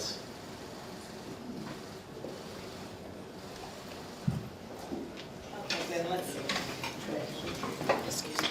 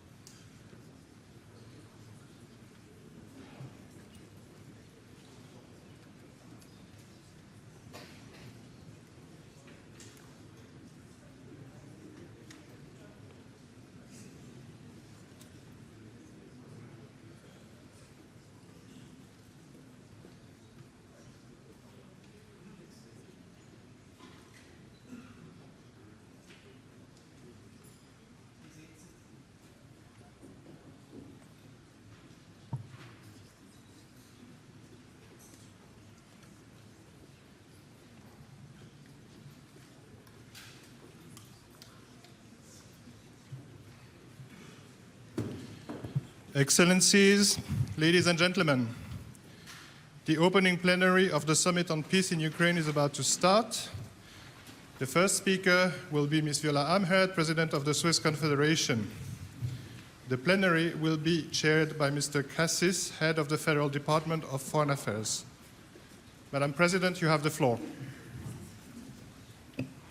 Excellencies, ladies and gentlemen, it is an honor for me to welcome you here to the Bürgenstock, high above Lake Lucerne. There is a long tradition of seeking ways out of war in peaceful places. The Bürgenstock is that kind of place. Though its beauty is in sharp contrast to the reason for this summit, the mountains serve as a reminder that it takes many steps to achieve ambitious goals. Our goal is to inspire a process towards a just and lasting peace in Ukraine. Of course, we are aware that there is a long path ahead of us. We are under no illusion that we will reach a conclusive understanding at this summit. But we can come closer to reaching such an understanding word by word, proposal by proposal, step by step. Excellencies, ladies and gentlemen, the past 28 months have made it clear that the war in Ukraine has far-reaching repercussions for international order, for those in the areas directly affected by the hostilities, and for the lives of millions of people around the world. We all have an existential interest in ensuring that international relations are based on rules and on respect for international law and human rights. Switzerland is a partner for peace and dialogue.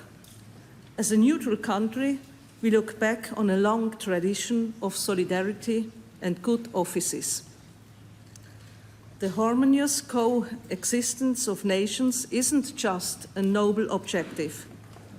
Striving for a just and peaceful international order is a commitment set out in our Constitution.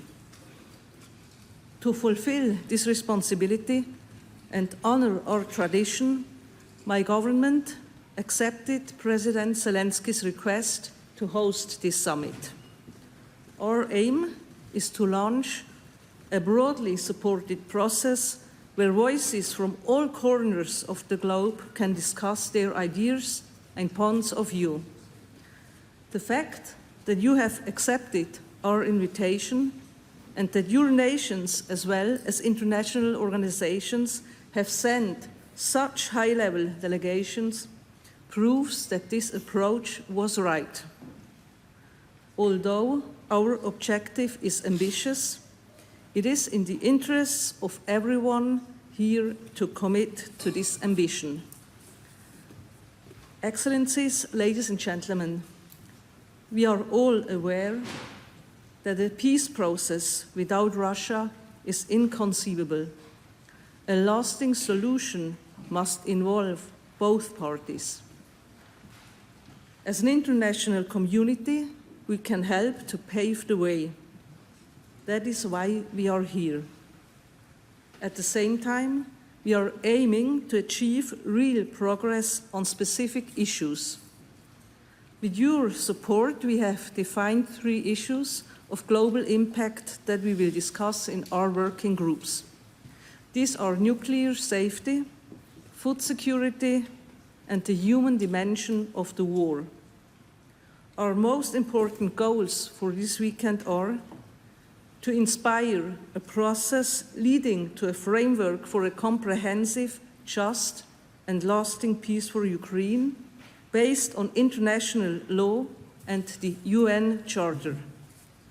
To develop a common understanding on how to take concrete steps towards such a framework.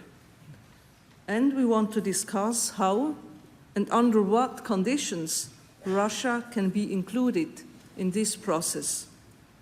It is essential that so many of us use this summit to express our support for a peaceful process, for a process beyond any armed hostilities. Over the past few months, you have actively and with the utmost commitment helped plan and prepare for this summit. I wish to thank you most sincerely for your help. Excellencies, ladies and gentlemen, finding a path to peace requires perseverance and will. It requires effort on all sides. We can only achieve the ambitious goal of this summit if we pool our strength and come together, even in areas where our positions differ. Here on the Bürgenstock, we will all be making that first crucial step.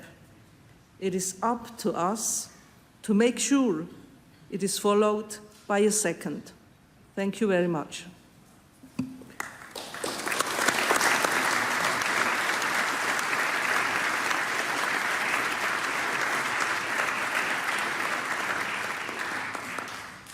Thank you, Madam President. And now I invite the President of Ukraine, Volodymyr Zelensky, to take the floor for his address. Thank you so much. Madam President, thank you. Thank you for your efforts to organize the summit and bring about a just peace. Ladies and gentlemen, today is the day when the world begins to bring a just peace closer. I thank everyone who has worked for this day, every leader, all the teams and advisors, all the states. 101 states and international organizations are now at the summit, and this is a tremendous success, our success, the common success of all those who believe that a united world, United Nations are stronger than any aggressor. distinguished leaders and representatives of states and international organizations, everyone who is here today for the sake of a just peace. I'm pleased to welcome everyone to the first Peace Summit, which can be the first step towards a just end to the war of Russia against Ukraine. And when we end it justly and fairly for Ukraine on the basis of international law, then every nation in the world will be able to count on the same justice and fairness, on the same effectiveness of the UN Charter with regard to its rights. And then these words will once again have their full power. We, the peoples of the United Nations, determined to save succeeding generations from the scourge of war, which twice in our lifetime has brought untold sorrow to mankind, and to reaffirm faith in fundamental human rights, in the dignity and worth of the human person, in the equal rights of men and women, and so important of nations, large and small, and to establish conditions under which justice and respect for the obligations arising from treaties and other sources of international law can be maintained. These are the first words of the UN Charter, but they are also the words that describe the essence of the peace formula, which became the basis of the Peace Summit and encouraged all parts of the world and different nations with equal respect to participate in our joint work. The Peace Summit, our unity here proves that the very idea of international law remains alive and effective. Your presence here proves that the UN Charter and the basic conventions are not a formality, but the real foundations of coexistence among peoples. Our principles are clear. No one had the right to wage a war of aggression against a neighbor and undermine one of the basic principles of the UN Charter, the territorial integrity of states. No one had the right to threaten the world with nuclear weapons. No one had the right to undermine food, energy, or any other security of the world and its regions. No one had the right to kidnap the children of another nation. No one had the right to undermine peace. We are able to ensure the effectiveness of such principles. These are globally important principles. And I am grateful to you, distinguished leaders and representatives of states and international organizations, for proving that the world may not fall into total war anymore. The war Russia unfortunately brought to us, to Ukraine, to our homes, to Ukrainian cities, our villages, and hundreds of them were unfortunately completely burned by the Russian bombs, artillery, and missiles. Putin has taken the lives of thousands of our people. Why? Because he wants to take over a neighboring country. I do not wish this to anyone. I sincerely wish that all of you, all the peoples of the world, every child, every family could simply live without war. And I want this for all Ukrainians. Ukraine had the right to peace, just like all of you. Ladies and gentlemen, we must stop this war based on the UN Charter, respect for international law, the just interests of the Ukrainian people, and the idea of the undeniable value of human life, not war. Now we will focus on 3 points, like Madam President said, on what is useful to everyone in the world, without exception. The first point is radiation and nuclear safety. The second is food security. The third is the release of prisoners and deportees, adults and children, military and civilians whose lives have been broken by war. We will focus on 3 initial points of the peace formula, and in the process of working on them, we can reach an agreement and create an action plan for each point of the formula. Therefore, this inaugural peace summit includes 3 panels where each participating country can show its leadership. The peace formula is inclusive, and we are happy to hear and work on all proposals, all ideas, what is really needed for peace and what is important to you, dear friends. I urge all of you to be as active as possible, and I'm proud that all parts of the world, all continents are now represented at the Peace Summit. We have managed to avoid one of the most terrible things, namely the division of the world into opposing blocks. Here, there are representatives from Latin America, Africa, Europe, Middle East, and Asia, the Pacific, North America, and religious leaders. 101 participants, and no one had the privilege of deciding for another. This is true multipolarity, when each political pole of the earth is represented and has its own influence in solving a globally important issue. No one doubts that the global majority wants to guarantee all aspects of security, including nuclear and food security. The majority of the world definitely supports the principle of territorial integrity of states, sovereignty of nations, and equality in relations between peoples. The world majority definitely wants to live without bloody crises, deportations, and ecocides. And so every nation that is not represented now and that shares the same values of the UN Charter, indeed and word, will be able to join our work in the next stages. The peace formula encourages all the powers of the world to think about ending the war and to propose how to end it. And therefore, the very idea of war has already lost. Putin should switch from the language of ultimatums to the language of the world majority, which wants a just peace. Distinguished leaders and representatives of states, what exactly can this summit deliver? First is to prove that the return of security is indeed possible. We will work out the steps with you. Second is to provide a real plan to make every step for peace work, from nuclear and food security to the release of prisoners and deportees, to the complete end of the war without the threat of its new outbreak.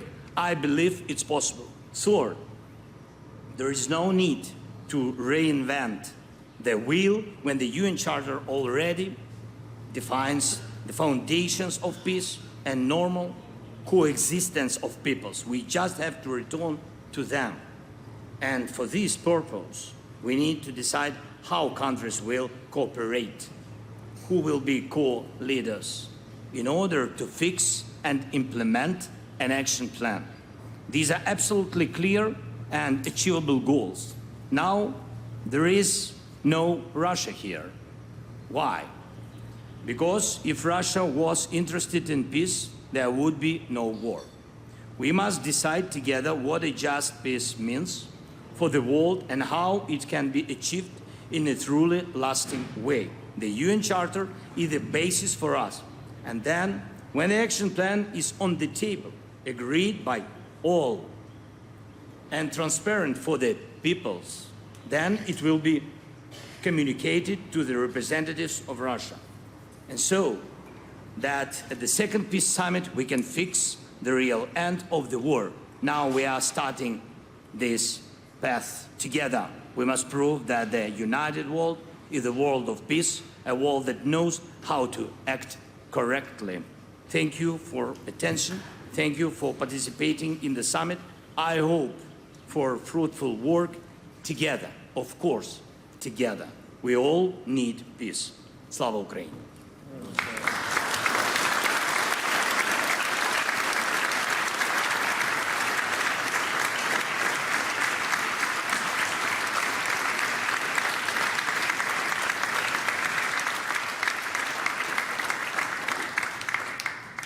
Thank you, Mr. President. Now I'm pleased to hand over the floor to the Vice President of the United States of America, Kamala Harris.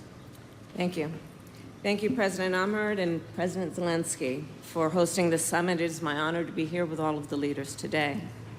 I first met President Zelensky in February of 2022, just 5 days before Russia invaded Ukraine.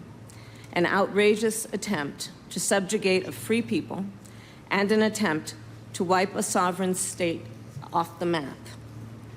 On that same day, I addressed the Munich Security Conference and made clear that the United States of America is a steadfast supporter of the principles that people have a right to choose their own form of government. Nations have a right to choose their own alliances. There are inalienable rights governments must protect. The rule of law must be cherished. Sovereignty and territorial integrity of all states must be respected, and national borders should not be changed by force. And nearly 2.5 years later, I am here to reaffirm the commitment of the United States to these principles and our unwavering commitment to support the people of Ukraine as they defend themselves against Russia's brutal aggression. As I discussed with President Zelensky earlier today, President Biden and I have made clear over the past 3 years, we are committed to uphold international rules and norms, to defend democratic values and stand up to dictators, and to stand with our allies and partners. This approach has provided for our security and prosperity for generations, and it continues to do so today. This approach makes America strong, and it keeps Americans safe. And this approach bolsters global stability. Russia's aggression is not only an attack on the lives and the freedom of the people of Ukraine. It is not only an attack on global food security and energy supplies. Russia's aggression is also an attack on international rules and norms and the principles embodied in the UN Charter. Russia is a permanent member of the United Nations Security Council. Nevertheless, for nearly 2.5 years, it has shamelessly violated the core tenets of that charter. If the world fails to respond when an aggressor invades its neighbor, other aggressors will undoubtedly become emboldened. It leads to the potential of a war of conquest and chaos, not order and stability, which threatens all nations. President Joe Biden and I will continue to support Ukraine and continue to impose costs on Russia. And we will continue to work toward a just and lasting peace based on the principles of the United Nations Charter and the will of the people of Ukraine. President Zelensky, the United States shares your vision for the end of this war and an end to the suffering of the Ukrainian people. And let us all then commit to the imperative of returning innocent children kidnapped by Russia, returning them to their homes. Let us also agree a practical benefit of the work of this peace summit is to increase global food and energy security. And let nothing about the end of this war be decided without Ukraine. By contrast, however, yesterday, Putin put forward a proposal. But we must speak truth. He is not calling for negotiations, he is calling for surrender. America stands with Ukraine not out of charity, but because it is in our strategic interest. We stand with delegations from more than 90 nations who also have a strategic interest in a just peace in Ukraine. Among us, no doubt, exists a diverse range of views on many of the global challenges and opportunities we face. We don't always agree. However, regarding Putin's unprovoked, unjustified war against Ukraine, there is unity and solidarity in support of international norms and rules. For President Joe Biden and me, it is one of our defining missions to uphold the international rules-based order, to defend it, strengthen it, and promote it. And no doubt it must be a priority for us all. Thank you.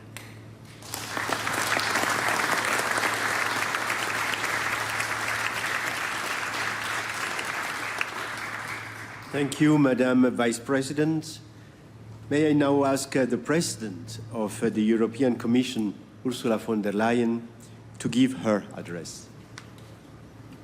President Amherd, liebe Viola, President Zelensky, dear Volodymyr, Vice President Harris, dear Kamala, Presidents and Prime Ministers, Ministers, Excellencies. We have all come to Switzerland from different places, with different histories. We may not always see the world in the same way, but there's something all our countries have in common. We all value our independence and our freedom. We all expect our borders to be respected. We all yearn to be the masters of our own destiny. Some, indeed many countries, have had to fight for this, for independence, for self-determination, for freedom. And this is also what Ukraine is fighting for. This is also what the people of Ukraine desire. And their greatest aspiration is to be independent and free in peace. They want the missiles to stop hitting their cities. They want to live free from fear. They want their children to be safe, not constantly worrying about the next air raid siren. Surely this is the right of all countries and all people. And this is why we're here today. We're here today to help bring an end to a brutal and unjust war. A conflict that has shattered lives and displaced millions. The echoes of Russia's war of aggression reverberate across the globe. Energy prices have soared, food prices have exploded, and it is a cautionary tale for the entire world. Is it right that a larger country can invade and take territory from a smaller neighbor? The answer is, of course, no. It is written in the Charter of the United Nations. And that is why it is vital that we reaffirm that charter. It is vital that we pledge again to uphold firmly the principles of the UN Charter. Freezing the conflict today with foreign troops occupying Ukrainian land is not an answer. In fact, it is a recipe for future wars of aggression. Instead, we need to support a comprehensive, just, and sustainable peace for Ukraine. One that restores Ukraine's sovereignty and its territorial integrity, the inviolability of all borders, the sovereignty of all nations. This is at stake. And history teaches us the quest for peace is fraught with challenges. But it was precisely from the ashes of World War II that the United Nations were born. And today we need once again to light that beacon of hope for global peace and security. We, the international community, must stand together to support Ukraine in its pursuit of peace. That is how we open the path to peace. That is how we open the path that will allow lives and homes to be rebuilt. And that is how we open the path to restore international peace and security.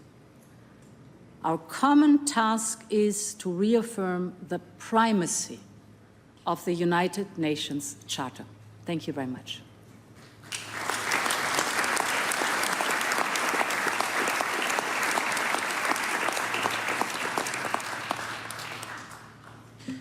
Thank you, Madam President.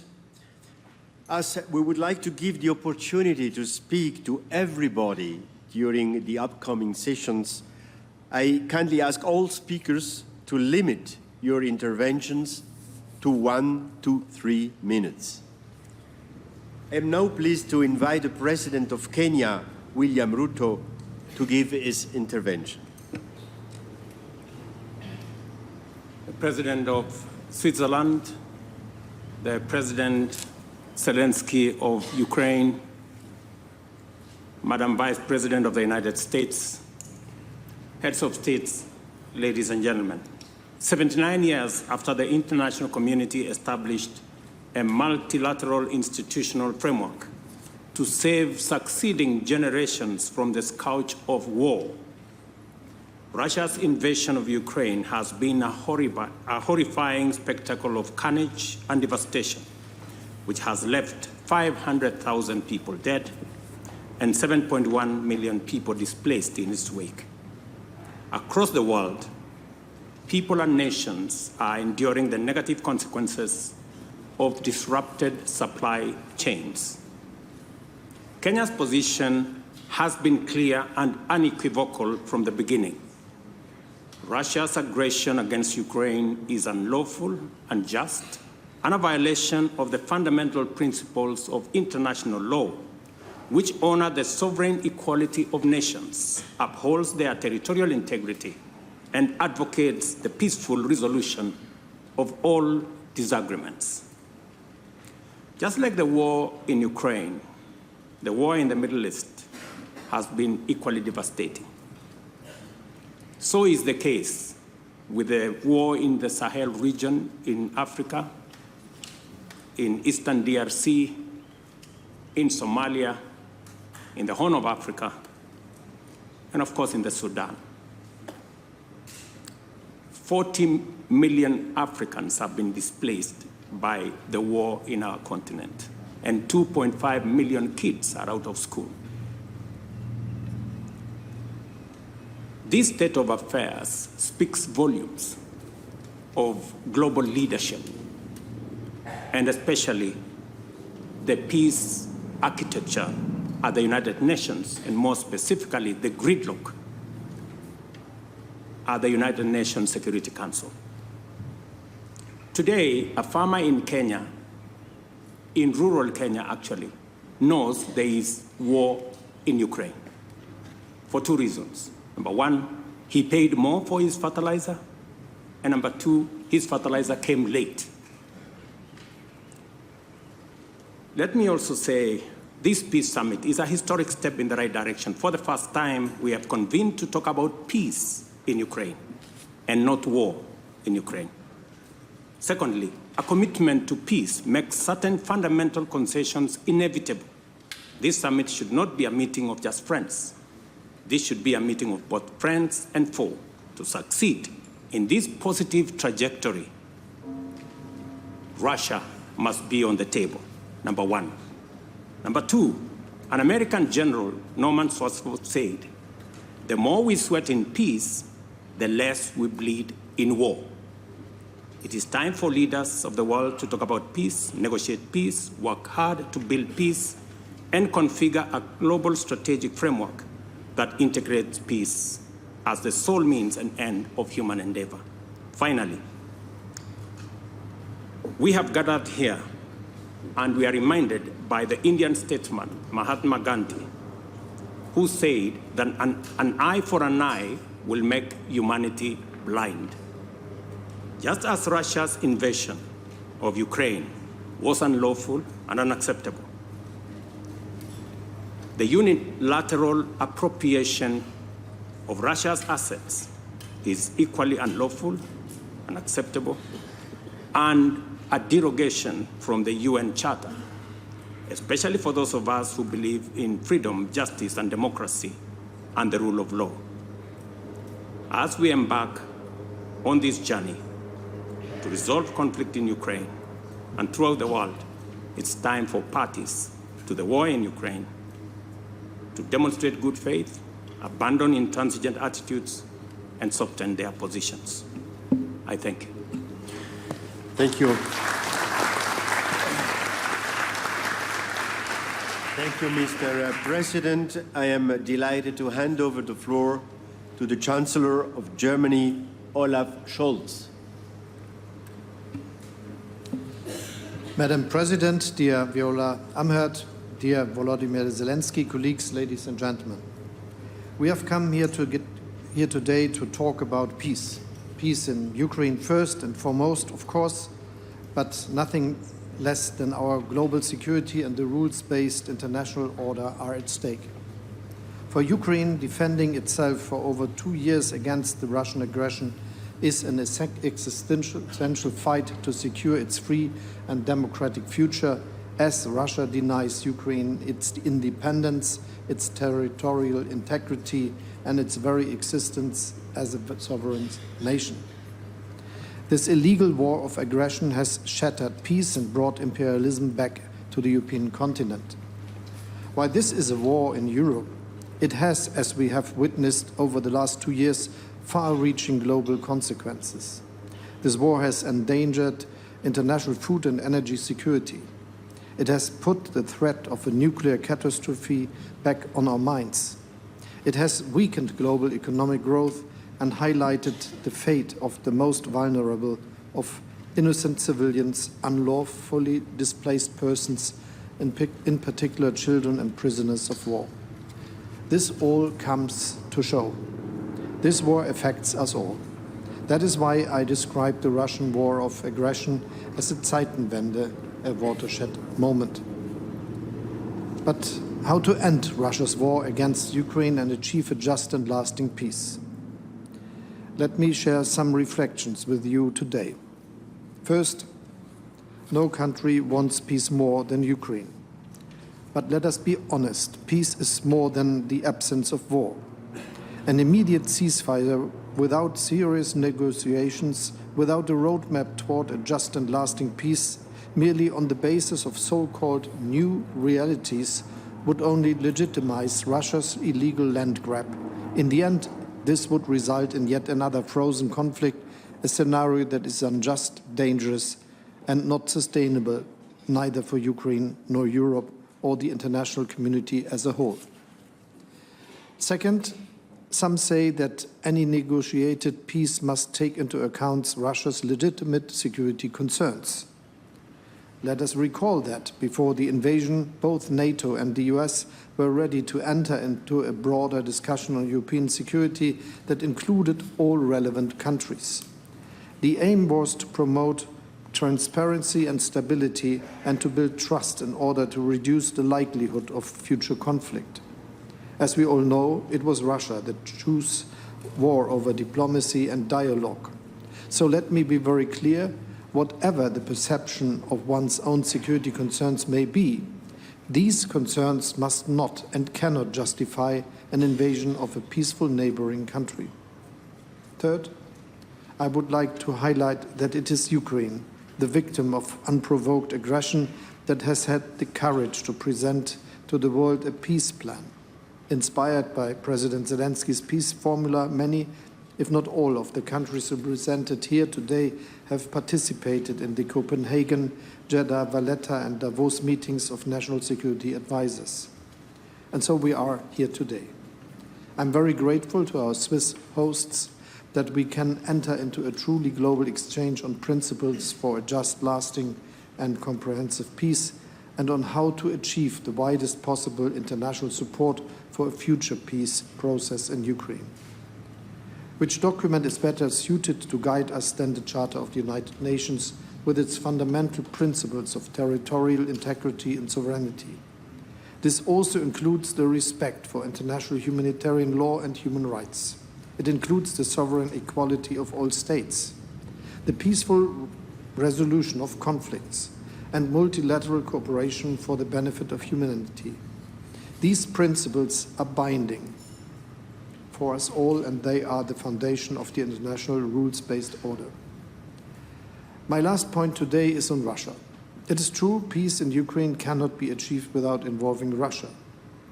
But let us not forget that, as we speak, Russia continues to relentlessly wage its brutal war. We all know Russia could end this war today or at any given moment, once it ceases its onslaught and withdraws troops from Ukraine. To date, Russia has refused to heed our collective call for peace on the basis of international law and the UN Charter. Our gathering today is important, and I want to thank all of you for your participation. We all recognize that achieving peace still requires tremendous efforts. We should jointly seek to achieve a framework and a roadmap for concrete steps in this direction. I have compared this process to a small plant that needs watering, nurturing, and delicate care. Let us engage collectively in ensuring that this plant develops and grows. Let us use the time until our next meeting to intensify our efforts. I look forward to your and to our discussions.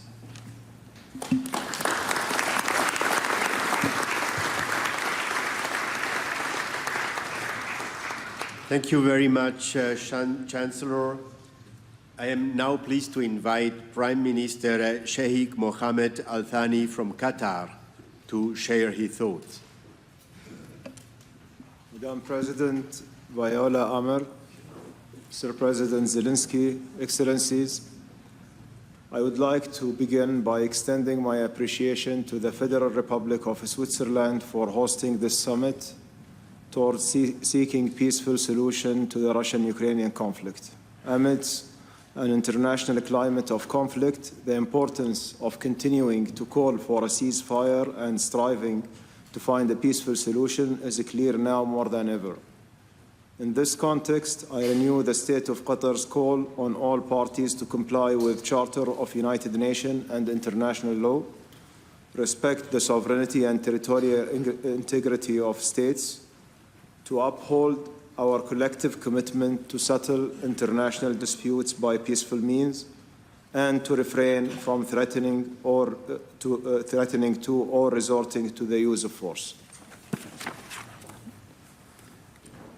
Ladies and gentlemen, the State of Qatar has strived to keep channels of communication open in order to work on addressing the humanitarian repercussions of this conflict. With this in mind, and at the request of our Ukrainian friends, Qatar hosted talks in Doha with the participation of both Ukrainian and Russian delegations in order to discuss the reunification of Ukrainian children with their families in Ukraine. These efforts have been welcomed by Russia and have so far resulted in reunification of 34 children with their families, and our efforts continue to reunite many more. Under our Health and Recovery Program, we have hosted these families in Doha to provide a comprehensive care for them and their children. Esteemed guests, since the beginning of this conflict, the State of Qatar has strived to support international efforts to address the worsening humanitarian repercussions and protect civilians through multiple pledges to support health, education, and food security initiatives launched by Ukraine. Internationally, we played a key role in alleviating the global energy crisis arising from this conflict, working to maintain supply, quantities, and price stability in global markets by rapidly increasing our LNG exports to European countries. Excellencies, amidst this global context of conflict and disasters, international cooperation is vital now more than ever. I look forward to the discussions that will result from this summit in the coming days and to exploring suitable mechanisms that will ensure the participation of all parties in a constructive dialogue towards achieving a peaceful solution in accordance with international law and Charter of the United Nations. Thank you.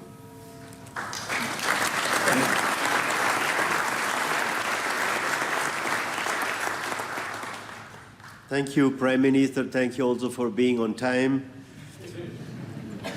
May I hand over to the Minister of Foreign Affairs of Saudi Arabia, Prince Faisal bin Farhan Al Saud. Your Excellencies, I would like to thank the Swiss Confederation for inviting us to attend this summit, in line with its long tradition as mediators and peacemakers. The Kingdom's participation in this summit stems from our commitment to support all efforts at reaching an end to this conflict and achieving sustainable and just peace and security. We hope this summit provides the much-needed basis for placing us on a political track to resolving the conflict. Since this conflict erupted, the Kingdom has asserted the centrality of international law, the importance of peacefully resolving differences through dialogue, and the need to reduce tensions and mitigate the global impacts of the war. His Royal Highness the Crown Prince and Prime Minister also extended the Kingdom's good offices to both sides, expressing our readiness to mediate and bring the conflict closer to a solution. These efforts have positively contributed to the exchange of hundreds of prisoners, including multiple foreign nationals. The disruption to peace and security in Europe has affected global stability and hindered collective action and global cooperation. We reaffirm the importance of facilitating access to global food supplies and working to strengthen both global food and energy security in the face of the challenges the world faces. More than 2 years into this conflict, the impact is felt by the international community, and it is therefore shared burden to encourage peace and negotiation rather than further escalation. The Kingdom views as a priority the need to facilitate a cessation of hostilities and to encourage an environment conducive to peace, one that spares further destruction and the loss of life. This overreaching consideration has been reflected in our balanced position from the beginning of the conflict, while leveraging our positive relations and good offices with both sides in search of a pathway to peace. We have also sought to provide Ukraine critical humanitarian assistance to alleviate the suffering of the Ukrainian people. These principles reflect the Kingdom's long-standing position, and we will continue to lend our support to all efforts to facilitate dialogue between both parties. We believe it is important that the international community encourage any step towards serious negotiations, which will require difficult compromise as part of a roadmap that leads to peace. And here it is essential to emphasize that any credible process will need Russia's participation. We hope the outcomes of this summit reflect those aims. Thank you.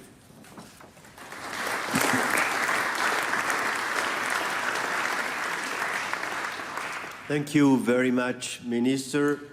It is my pleasure to ask the Prime Minister of Japan, Fumio Kishida, to give his address. はい、まず、スイスの素晴らしいホスピタリティと、そしてサミット開催に向けたご尽力に、心から謝意を表します。日本は、2年以上前にロシアが侵略を開始した直後から、今日のウクライナは明日の東アジアかもしれない、こうした考え方のもと、厳しい対ロ制裁と強力なウクライナ支援を実施してきました。また、一昨日には、ウクライナをさらに支えていくべく、私とゼレンスキー大統領との間で二国間文書に署名をいたしました。また、昨年5月、私が議長を務めた G7 広島サミットにおいて、ゼレンスキー大統領や招待国の首脳も交えて議論を行い、主権、領土の一体性の尊重といった国連憲章の原則を守ることをはじめとする4つの原則を確認いたしました。この広島での議論が基盤となり、本日、ウクライナに平和をもたらすべく、約100の国と国際機関の代表がここに集まったことを喜ばしく思います。本日、我々は一つの共通の思いのもとにここに集まりました。それはウクライナに一日もоб'єднані тут однією ціллю. Ми всі сподіваємося, що в Україні буде якомога швидше відновлений мир.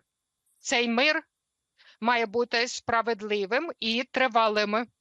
Має спиратися на принципи міжнародного права, включаючи 現状変更の試みを正当化するようなものであってはなりません。このような公正かつ永続的な平和をウクライナで実現することは、国際社会全体を分断、対立ではなく、協調の世界に導いていくために象徴的に重要なことです。ここに集う我々が率先してリーダーシップを発揮しようではありませんか。国際社会が一致して取り組むに際しては、我々の命や生活に直接的影響を与える喫緊の問題への対応も急務です。日本は今回のサミットのテーマの一つである原子力安全につき共同議長として議論に積極的に貢献してきています。また人道問題も重要です。日本はウクライナの人々が安心して日々の生活を取り戻せるよう、電力分野や地雷除去分野での取り組みを強化していきます。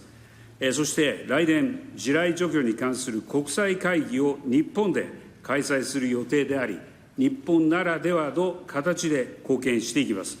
日本はウクライナの美しい大地に平和を取り戻すべく、国際社会と緊密に協力し、引き続き取り組みを継続してまいります。Thank you so much.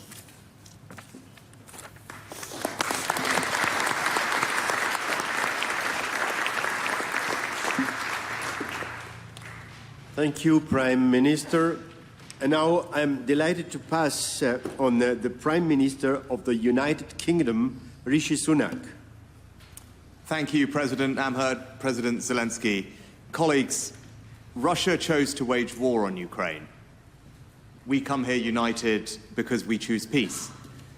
Peace based on the foundational principles of the United Nations Charter. The Ukrainian people did not ask for this fight, but in defending their country, their valor and their sacrifice have been truly humbling to witness. It is a cruel paradox that the things that make life worth living are also the things for which brave men and women are prepared to die. For family, for freedom, for the ability to shape one's own future. We salute them all, just as we abhor all of those who have pushed this fate upon them. I recall my first visit to Kyiv when I saw the explosive devices that departing Russian soldiers has placed in children's toys and footballs. There can be no justification for that. There can be no justification for escalating nuclear rhetoric. There can be no justification for disrupting food supplies to tens of millions of vulnerable people. Now, there will be, of course, a diversity of views around this table, but I commend and thank everyone for their participation here today, demonstrating that you all seek a genuine peace to this conflict. Because Putin has no interest in a genuine peace. He's launched a sustained diplomatic campaign against this very summit, ordering countries to stay away. And we should ask, why does Russia feel that they are so threatened by a summit discussing the basic principles of territorial integrity, food security, and nuclear safety? Instead, Russia's representative at the United Nations recently said, the only topic for any international meetings on Ukraine will be the unconditional surrender of the Kyiv regime. Well, that will never happen, because aggression cannot and will not prevail. Instead, we must set out the principles for a just and lasting peace based on international law and the UN Charter. That is the path to a permanent cessation of hostilities, showing that we will always protect the right of all nations to determine their own future. And this summit is a chance to start down that path, to respond together to the global impacts of the war in Ukraine, to send a strong message from the international community to Russia and beyond that we want to end the suffering. We want to see an end to this war, and we want to make this the day that the path towards a just and lasting peace in Ukraine became that much closer. Thank you.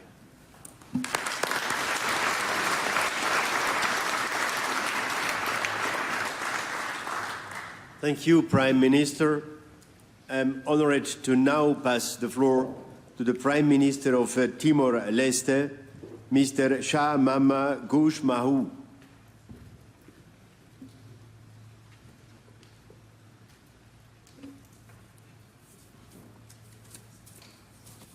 Excellencies, Thank you for giving Timor-Leste the opportunity to share our perspective. I would like to thank Her Excellency Viola Amherd, President of the Swiss Confederation, for inviting me to this Peace Summit.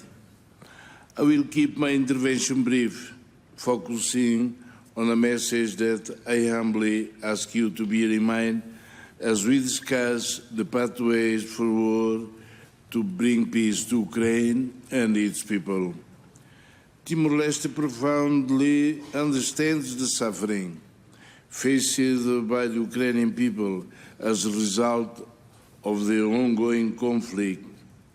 We also experienced the invasion and occupation, and our people still carry the haunting memories of the war, which still remain all too vivid for us. From our experience, we learned that we could not put an end to a war which was being supported by Western nations, the same countries that used to speak of the importance of international law and the rules-based order. What kept us determined to continue to fight and die was the hope that after the war we would live in a new world order that was being promoted at the time. But unfortunately, after 24 years of war and now being independent, what we see is a world of disorder with even more conflict than before. Excellencies, international law is the foundation of global peace and order.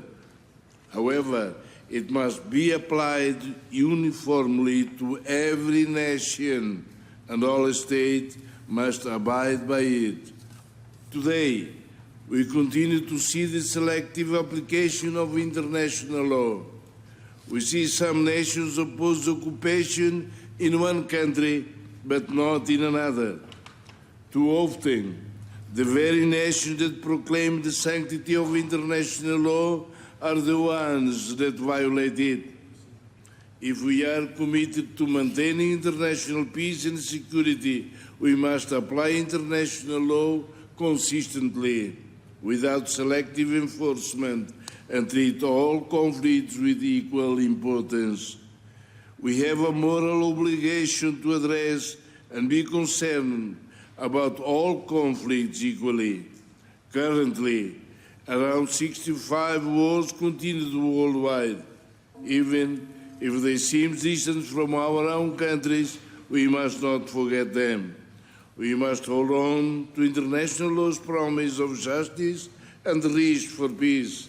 Excellencies, I will conclude my message by once again appealing to you to remember these points as we move forward in our discussions and, more importantly, after we return to our respective countries. Thank you.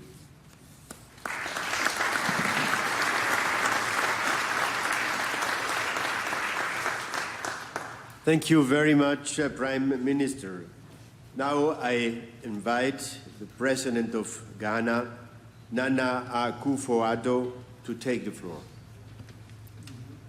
Excellencies, I speak to you today at a seminal moment in our collective pursuit of peace and justice.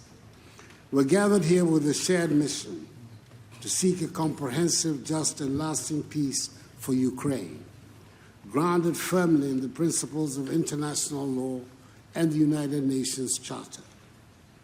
It is well established that Russia's aggression against Ukraine constitutes a flagrant violation of international law, an unjust act that has wreaked havoc not only on Ukraine, but on economies worldwide, particularly those in Africa.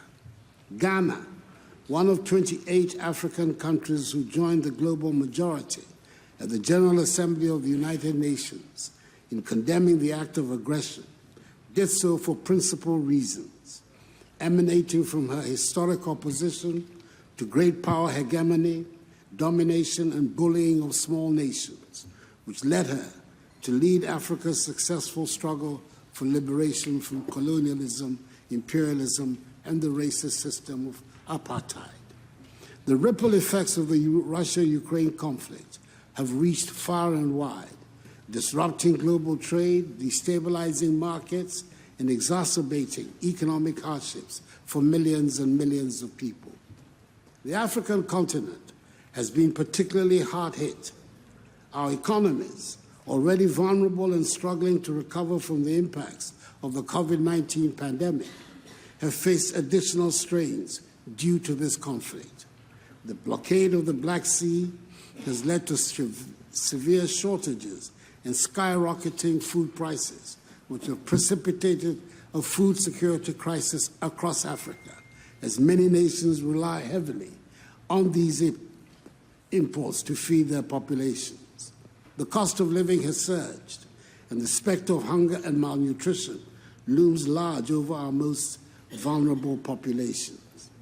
In the face of such widespread suffering, it is imperative that we come together to chart a path towards peace. This summit offers a crucial platform for dialogue, enabling us to address the complexities of this conflict and work collaboratively towards a resolution. In this context, the Ukrainian peace formula stands out as a critical framework for reaching lasting peace. The formula emphasizes several key elements essential for a sustainable resolution: the immediate cessation of hostilities, the withdrawal of Russian troops, and the restoration of Ukraine's territorial integrity. It also underscores the need for the protection of human rights and the facilitation of humanitarian aid to those affected by the conflict. By adhering to the principles outlined in the Ukraine peace formula, we can ensure that any peace agreement is just, equitable, and enduring. It is equally imperative that any resolution, whilst respecting Ukraine's sovereignty and territorial integrity, addresses the legitimate security concerns of all parties involved. This comprehensive approach will help prevent future conflicts and foster a stable and secure environment in the region. The Ukraine peace formula provides a viable roadmap, and together we can work towards a future where all nations can coexist in harmony and security.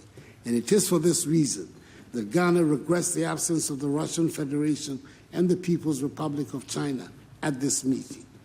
This meeting is a testament to our collective will to seek peace and justice, and I'm hopeful that through our concerted efforts we will succeed, no matter how long and arduous the journey. I thank you for your attention.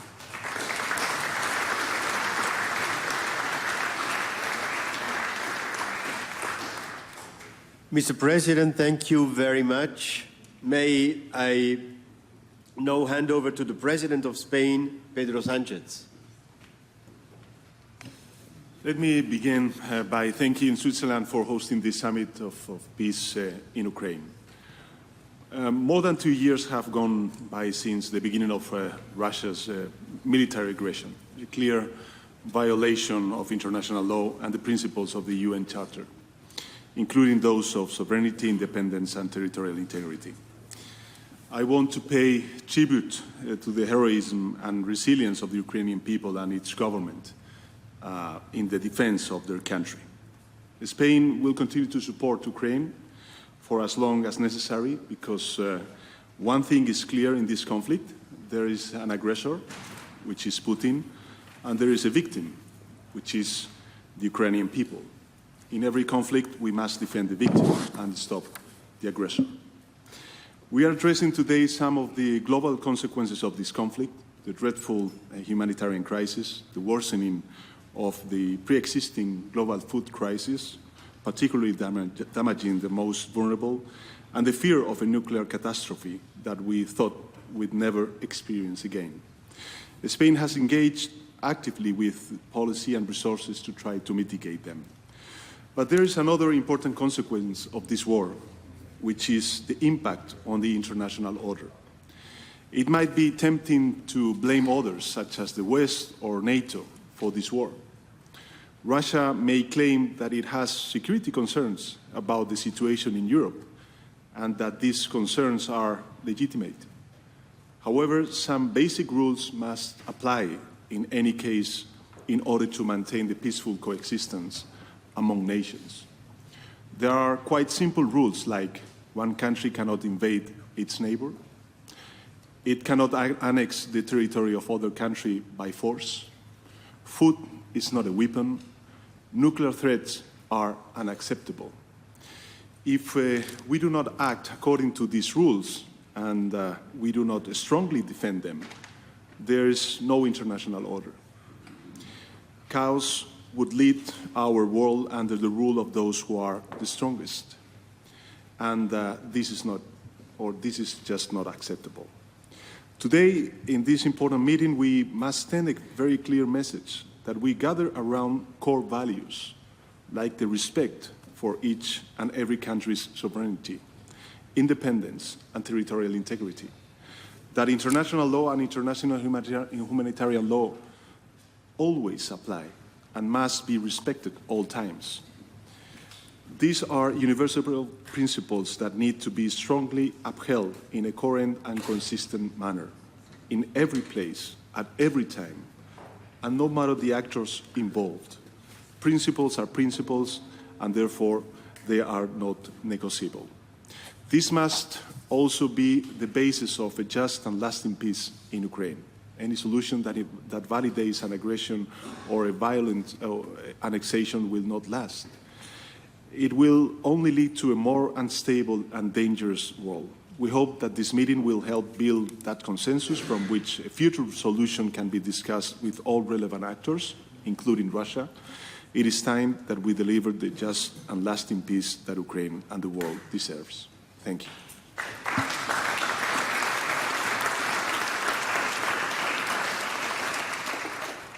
Thank you, Mr. President. As next speaker, may I call the Prime Minister of Croatia, Andrej Plenković. Thank you very much, Madam President of the Swiss Confederation, Mr. President of Ukraine. First of all, thank you for having organized this global summit on peace in Ukraine, widely attended and well planned. Russia's invasion of Ukraine actually is not only 2 years and 4 months long, it's a 10-year invasion and aggression of a neighboring country that has proved that the international law is not respected, that the global governance has been left without an answer to this conflict. It has caused disruptions to European security, energy, food supplies, and had a global impact. The unjustified narratives of questioning Ukrainians' identity, of falsely alleging the so-called denazification of Ukraine, were just pretext for the territorial ambitions. And even yesterday we heard the tactics, salami at its best. In 2014, Crimea, Donetsk and Luhansk. In 2024, Zaporozhye and Kherson. Then perhaps a pause, and then one can see what may happen later. Therefore, there are differences between peace and peace. The peace that Croatia can advocate will never be the peace where the victim should capitulate and get rid of its own territory. The real peace should involve immediate ceasefire, strong international engagements based on previous experiences, with even perhaps a high-level personality involved that can be trusted by all sides, in order to use all the mechanisms that the United Nations have in the past had on the similar experiences of peaceful reintegrations of temporarily occupied territories. Croatia, that has itself been a victim of aggression 30 years ago, shares to Ukraine its extensive experience on humanitarian issues, including in prisoner exchanges, forced transfers of children and civilians searching for missing persons, psychological support for veterans and humanitarian demining, strong expertise on the prosecution of war crimes.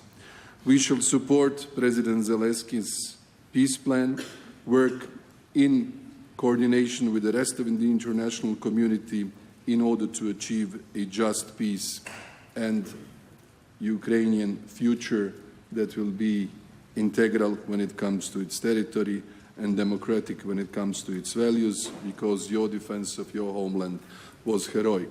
Slava Ukraini!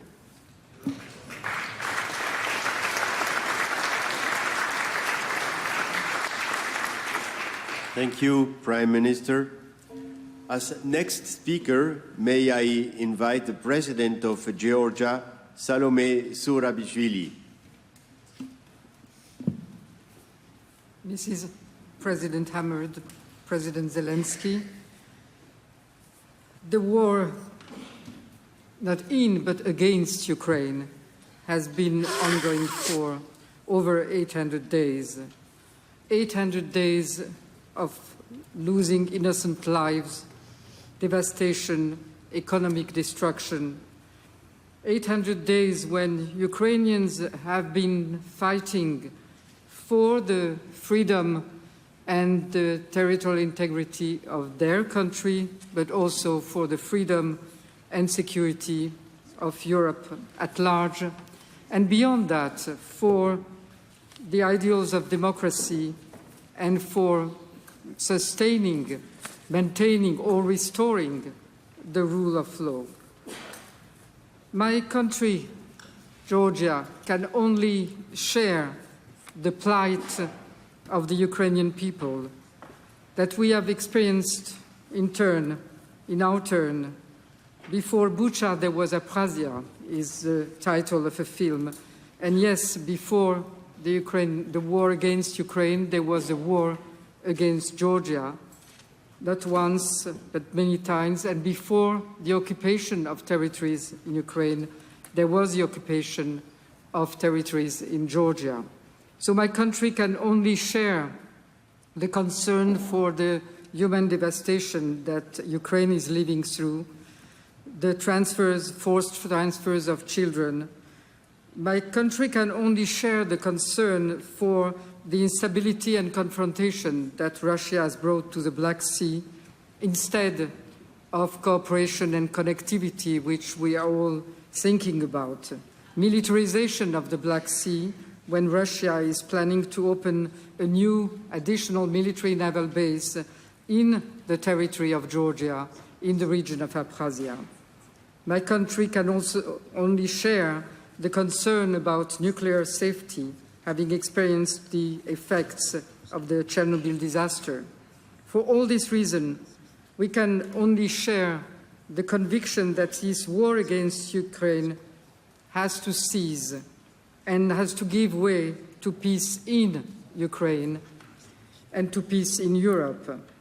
And that can only happen if and when, beyond the initial steps that should be designed today, when Russia realizes that it has borders as any other state, and that it has neighbors as any other state, and that international community, new architecture of security can only exist when the big countries, the large countries, and one of the largest ones, recognizes its neighbors, respects its neighbors and their territorial integrity. Slava Ukraini!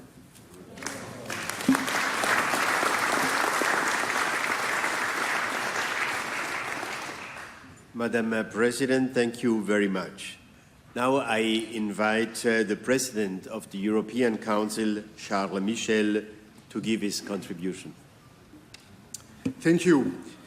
Madam President of the Swiss Confederation, Mr. President of Ukraine, first of all, let me thank you for organizing this important summit. I would like to briefly focus on 4 points.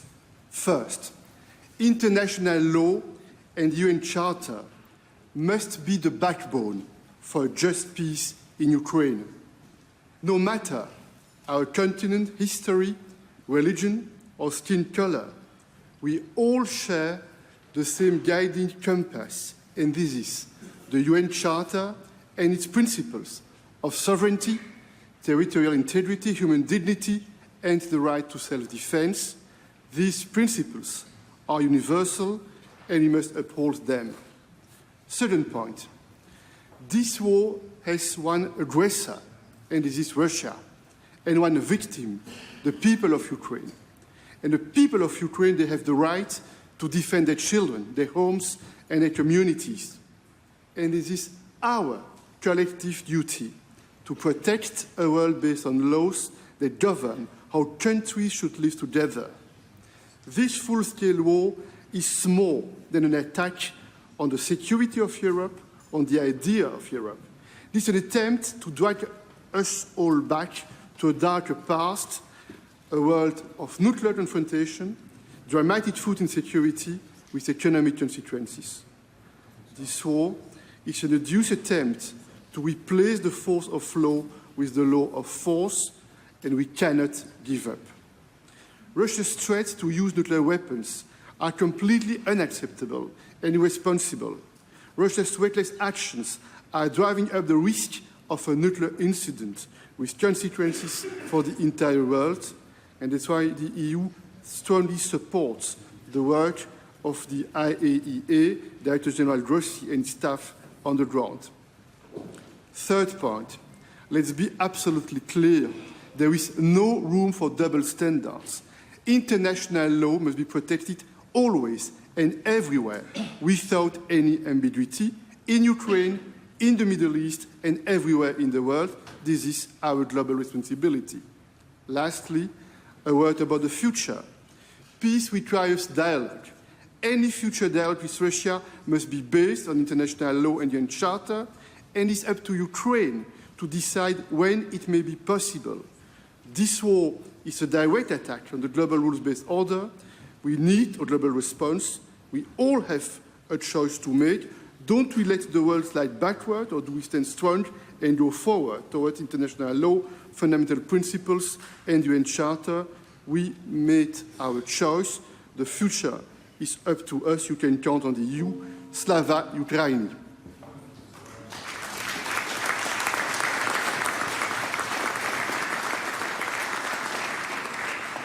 Thank you, Mr. President. May I now give the floor to the President of Chile, Gabriel Boric. Thank you very much. Dear members of this summit, international stability and peaceful coexistence are, of course, essential for democracy and the sustainable development of nations. Chile, our country, is committed to the respect of territorial sovereignty. We firmly oppose the use or threat of force, and we believe that diplomacy and international law are the only legitimate means for resolving disputes. Consequently, Chile has persistently and vocally condemned Russia's war of aggression against Ukraine. We have advocated for the respect of human rights and Ukraine's sovereignty and territorial integrity, which are essential components of any lasting solution to this conflict. We strongly believe that the situation represents a serious violation of international law and human rights. These same principles, we must say, that are being disregarded by the Israeli government in Gaza. In the face of these blatant violations of international law, as Charles Michel just said, there's no room for ambiguity or indifference. We value the proposal circled for a joint declaration. It is significant that we reach certain commitments that allow us to lessen the effects and risk of war at this stage. We must be capable of bringing positions closer, no matter how difficult it may seem today, and that supposes bringing Russia to the table. In this regard, I want to highlight the importance we give to the protection of Ukrainian nuclear facilities, as they are a key element of international well-being. Likewise, we must rule out the use of nuclear weapons, as many of you have said, because we know they constitute a risk of incalculable consequences for all humanity. It is also essential to ensure Ukraine's maritime sovereignty and food security, which implies allowing the free circulation of food and other products to and from Ukraine, because hunger must never be used as a weapon of war. Not here, not in Gaza, nor in any conflict in the world. In addition, it's urgent to promote humanitarian measures such as the release of all prisoners of war, both Russian and Ukrainian, And more so, we need to ensure the protection of Ukrainian children who have been forcibly displaced or illegally transferred to Russia. It is necessary to commit the entire international community on that. Finally, I would like to reaffirm my country's offer to contribute to humanitarian demining in Ukraine at the post-conflict stage. Dear heads of state, why a country that is so far away from this war as Chile is participating in this summit? It is not because we don't like Putin, which personally I don't, or because we have sympathy for Mr. Zelensky. It is not because we support NATO ampliation to the east or because we are part of one or other geopolitical coalition puzzle. It's because we, as a small country in the south of the world with our 20 million inhabitants, are aware that only the respect of international law and human rights can guarantee peace. The same applies to the conflict on Gaza. We do not accept to choose between the barbarism of Hamas or the massacre that the Israeli government, led by the war criminal Mr. Netanyahu, is doing nowadays. We choose humanity and the civilizatory advances that we together as United Nations have achieved. Today is Ukraine and Palestine, tomorrow could be any one of us. So let's keep on working together for peace. Thank you.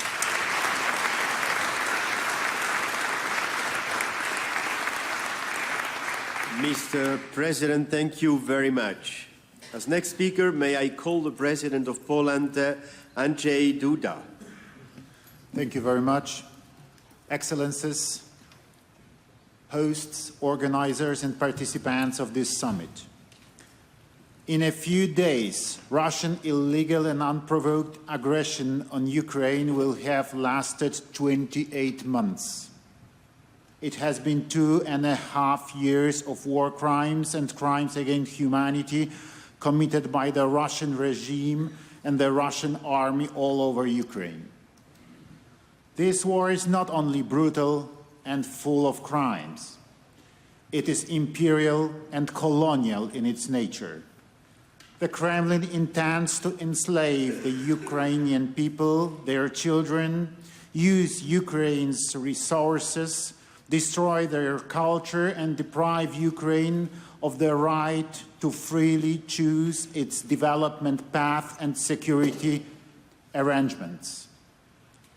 In the part of the world which I represent, Russia is often called the prison of nations, and for good reason, because it is home to almost 200 ethnic groups, most of which became residents of Russia as a result of the methods used in Ukraine today. Russia remains the largest colonial empire in a world which, unlike European powers, has never undergone the process of decolonization and has never been able to deal with the demons of its past. As members of the international community, we have to finally say there is no more space for colonialism in the modern world. I want to state clearly, it is solely Moscow who is responsible for the war, but it does not mean that Russia is acting alone. I'm referring here to the shameful role that Putin's puppet in Belarus, Alexander Lukashenko, has played in this war while oppressing his own people. I want to remind everyone that not only did he allow the Russian army to attack Ukraine from the territory of Belarus, but he also initiated a series of hybrid attacks against the Baltic states and Poland's eastern borders, attacks which have lasted for 3 years. Ladies and gentlemen, Ukraine, as a victim of a full-scale military aggression, has the full right to defend its sovereignty and independence by any means that are in accordance with the international law. And it is the obligation of the entire international society to spare no efforts in supporting Kyiv in its struggles. The peace agreement that will eventually be worked out has to ensure the sovereignty of Ukraine, full practical capabilities to defend its independence, as well as free and unimpeded right to shape its internal and foreign policies without Moscow's influence. Excellencies, the road to achieving lasting peace will be long and full of challenges. I appreciate the decision of organizers of this event to focus on less controversial issues. I hope that the progress made in those areas will allow us to further pressure the Kremlin to stop the aggression and withdraw its forces from Ukraine in its internationally recognized borders. The success of this initiative depends on bringing on board a vast representation of UN members and supporting the UN Charter. Only with broad international support and comprehensive consultations can we work out a basis for the future peace agreement. This also could and should serve as a universal basis for peace agreements in other conflicts. Thank you.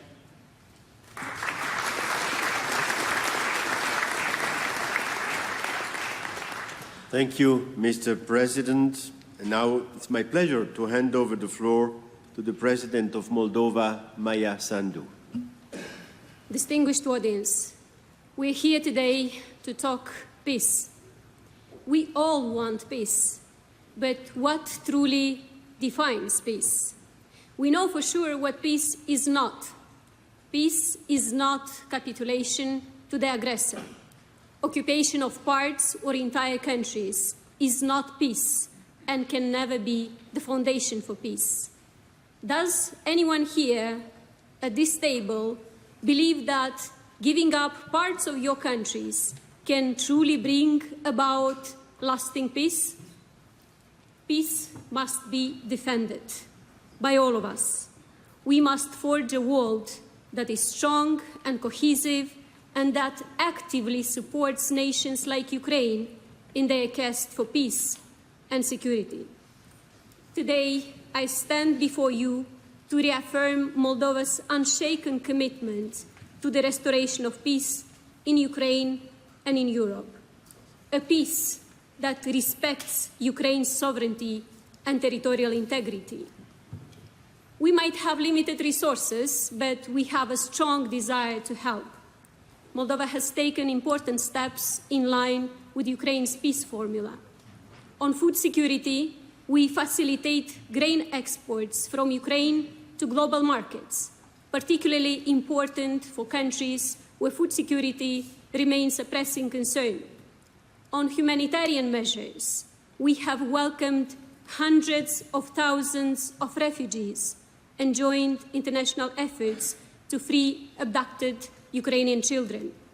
On justice, we have joined the Council of Europe's Registry of Damages to ensure Russia pays reparations. Equally important, we're building resilience so that we can preserve stability at home and be a strong and supportive neighbor to Ukraine, with whom we share 1,200 kilometers of border. Our own journey, however, is not without challenges. Hybrid attacks, coordinated by Russia and its proxies, continue to test us, attempting to undermine our democracy and interfere with our sovereign choices in the upcoming elections. But we have never been more determined to prevail. We understand the stakes at hand: our peace, our freedom, the future of our children. Ladies and gentlemen, peace cannot be bottled within borders. It must be fostered and spread. Therefore, the enlargement of the European Union, a fundamentally peace project, is the best investment in lasting peace and stability on the European continent. In closing, let me be clear. Ukraine's peace is Moldova's peace. And in this interconnected world, global peace cannot exist without it. Only by standing together across continents can we secure a peaceful future for all. Slava Ukraini!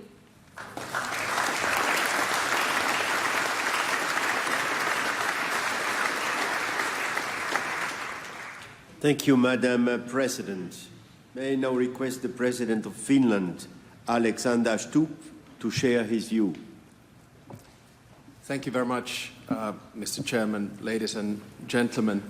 In order to stick to my 3 minutes, I'll make 3 quick points. The first one is that I think there are quite a few cynical people outside of this hall and thinking, is there any point in having a summit on peace?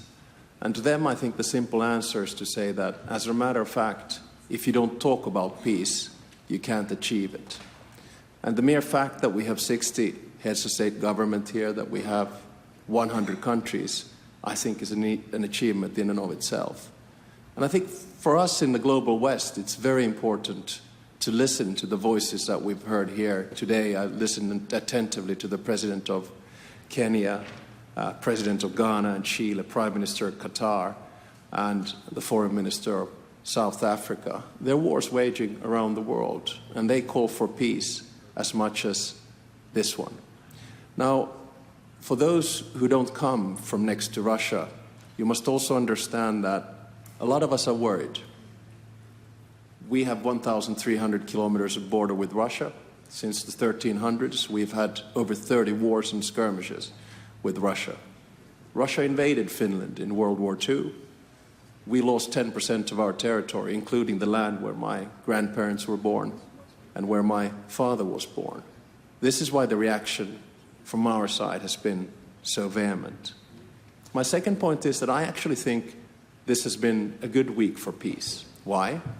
Because of this summit, because of the G7 summit, because the EU negotiations for Ukraine started this week, and because of the support that our NATO allies are giving to Ukraine. So I think that Ukraine actually starts this path towards peace from a position of strength, much stronger than what it was 3 weeks ago, let alone 3 months ago.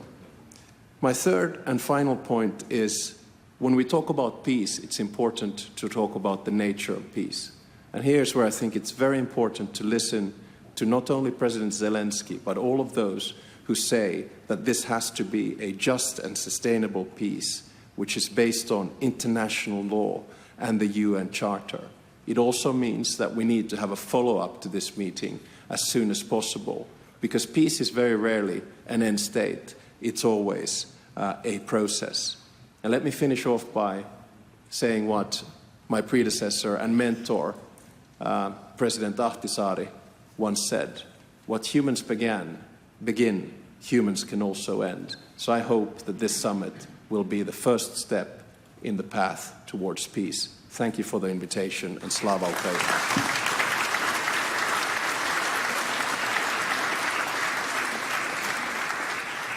Thank you very much, Mr. President.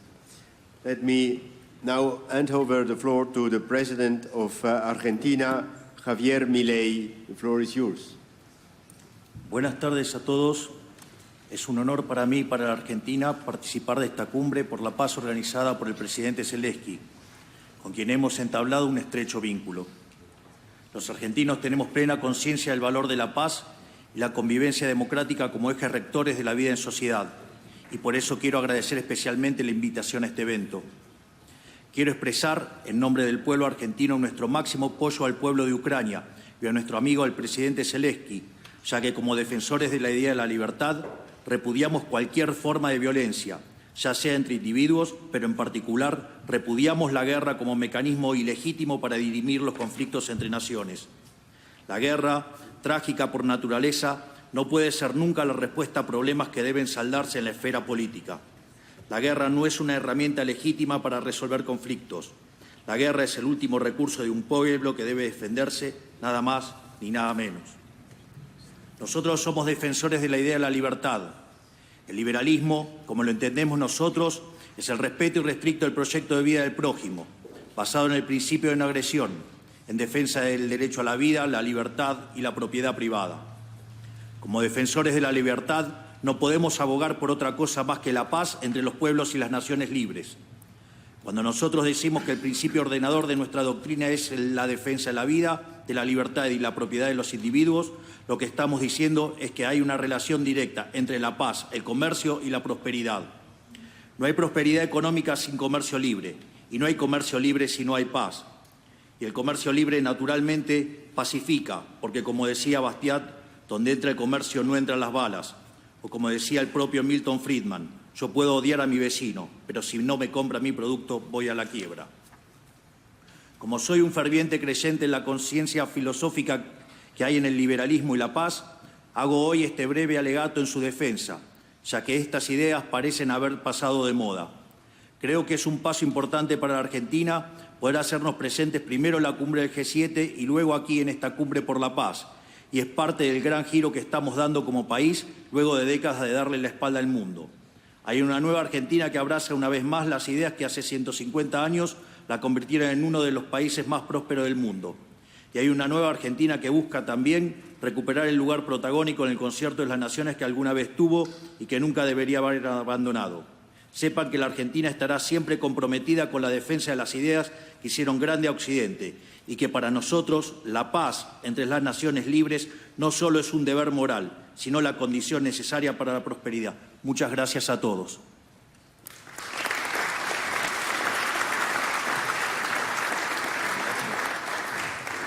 Mr. President, thank you very much.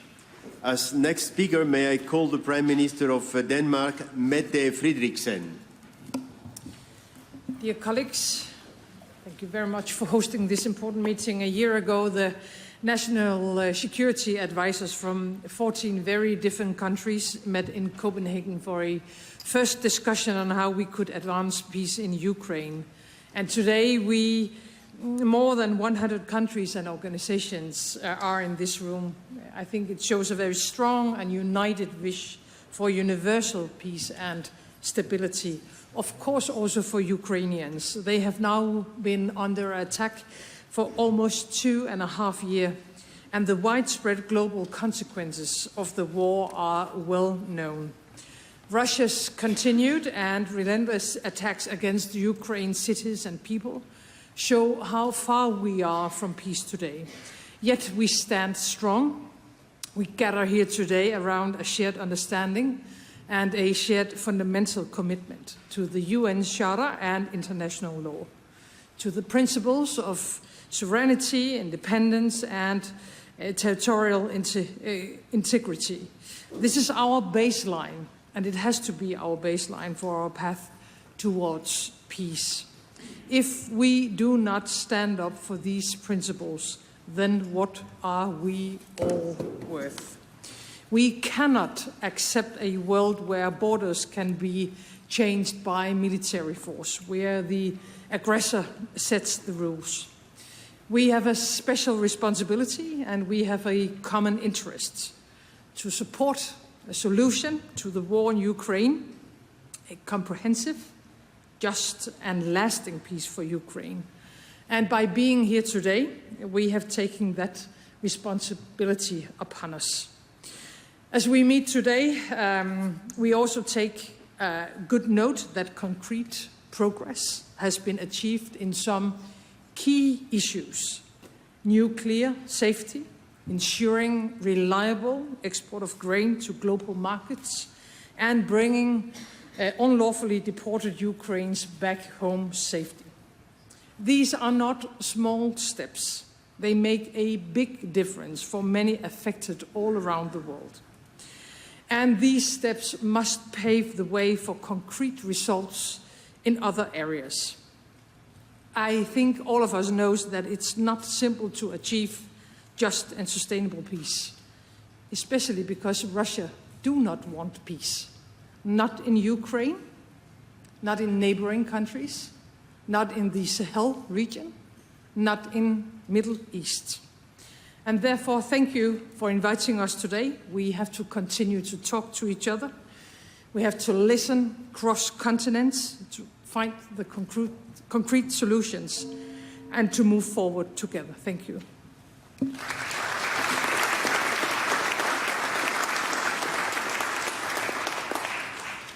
Thank you, Prime Minister. And now it's my pleasure to invite the Prime Minister of Estonia, Kaja Kallas, to make her intervention. Thank you. Excellencies, ladies and gentlemen, the outcome of Russia's aggression against Ukraine will have a profound effect, not only on the European but also global security architecture. Principles such as sovereignty, territorial integrity, discrediting aggression as a tool of statecraft are the most important elements. They must at all costs be preserved. Hence, it is critical that these principles are also upheld in case of Ukraine. That is why I'm concerned to hear about the so-called peace plans or initiatives that don't even mention these principles. These are the core principles of the UN Charter, the principles that form the basis for securing peace globally. We should be very careful not to leave an impression that some topics and principles, such as especially Ukraine's territorial integrity, are somehow secondary to others. They clearly are not. Upholding these principles is the most important way towards a just and lasting peace. They must be at the core of any future peace framework. The Russian war of aggression against Ukraine has lasted for 10 years. For the bigger part of it, the world has ignored it. There was hope back then, and some are also hoping now, that territorial concessions to the aggressor would bring peace. This logic echoes the appeasement policies of the 1930s. However, rather than securing peace, the Munich Agreement emboldened Hitler, leading to further aggression and eventually the Second World War. History has proved that giving up territory for peace has too often led and will lead to further aggressions. To achieve peace, we will have to learn from our own mistakes. Failure to do so would bring a colossal cost in human lives across the globe. Excellencies, ladies and gentlemen, many countries have suffered under colonial wars. So has mine. I know that Russia isn't typically thought as colonial power. Estonia, my own country, went through Russia's colonization and occupation for almost half a century, up until 1991.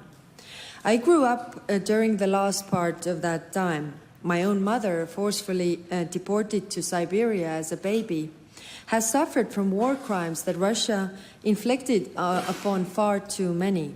In theory, it was called peace, but it was peace on Russian terms, meaning mass atrocities, meaning repressions, meaning colonization.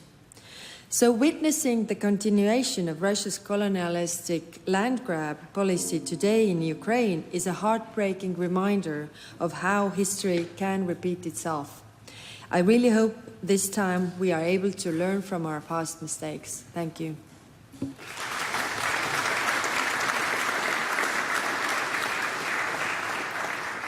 Thank you, Prime Minister Kallas. May I pass the floor to the Minister for Foreign Affairs of Turkey, Mr. Hakan Fidan. Esteemed Presidents, Prime Ministers, Excellencies, at the outset, let me thank our host for bringing us together, President Amherd and President Zelensky.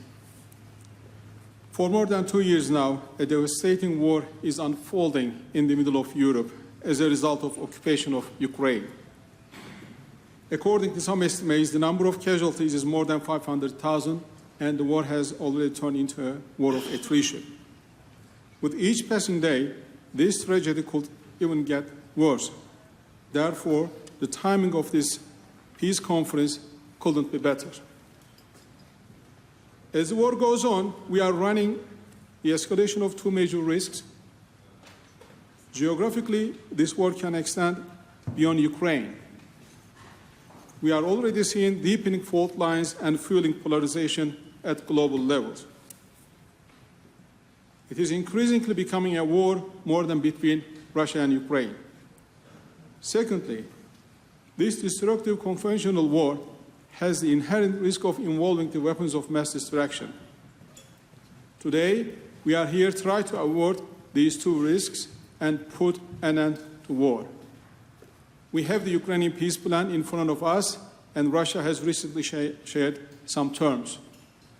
Regardless of the content and the conditions put forward, these are important steps and a glimpse of hope to start with. However, each side regards the other party's steps as an extension of broader war effort.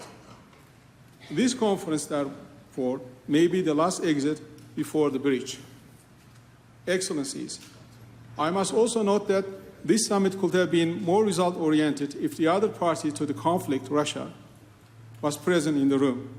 We believe there is a growing need for a comprehensive and inclusive strategy that employs diplomacy and negotiations to reinforce measures already in play. From the beginning, Turkey has been actively engaging in diplomatic efforts. The Istanbul talks of March 2022 and the Black Sea Grain Initiative were signs that diplomacy and negotiations can really bring progress. Turkey is, as always, ready to facilitate the process. Let me underline one point here. What made the grain initiative successful and unique was its inclusive nature. It provided predictability to both sides and ensured navigation safety for the maritime exports. There is much to be learned from this example. Our most recent attempt to introduce a similar mechanism almost delivered a positive outcome. We will not shy away from putting further efforts. Turkey is staunch in its support for Ukraine's territorial integrity, sovereignty, and independence. Our vision for peace is realistic, inclusive, and practical. We are committed to crafting a way forward to that end. As President Erdogan pointed out, a fair peace will have no losers. Thank you.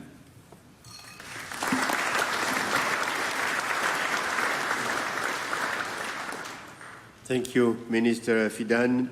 I have now the honor to pass on the Deputy Prime Minister and Foreign Minister of Italy, Antonio Tajani. Thank you very much, Mr. President. Thank you for hosting us today here. The position of the Italian government is clear. As the G7 President, Italy wants to keep Ukraine at the center of this national and international agenda. Our political goal is a just peace. We are not at war with Russia, but unfortunately, there are not signs of goods from Putin to achieve peace.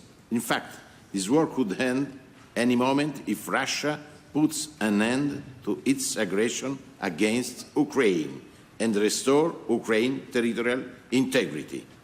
A just peace cannot imply surrender of Ukraine and continued occupation of its territory by Russia.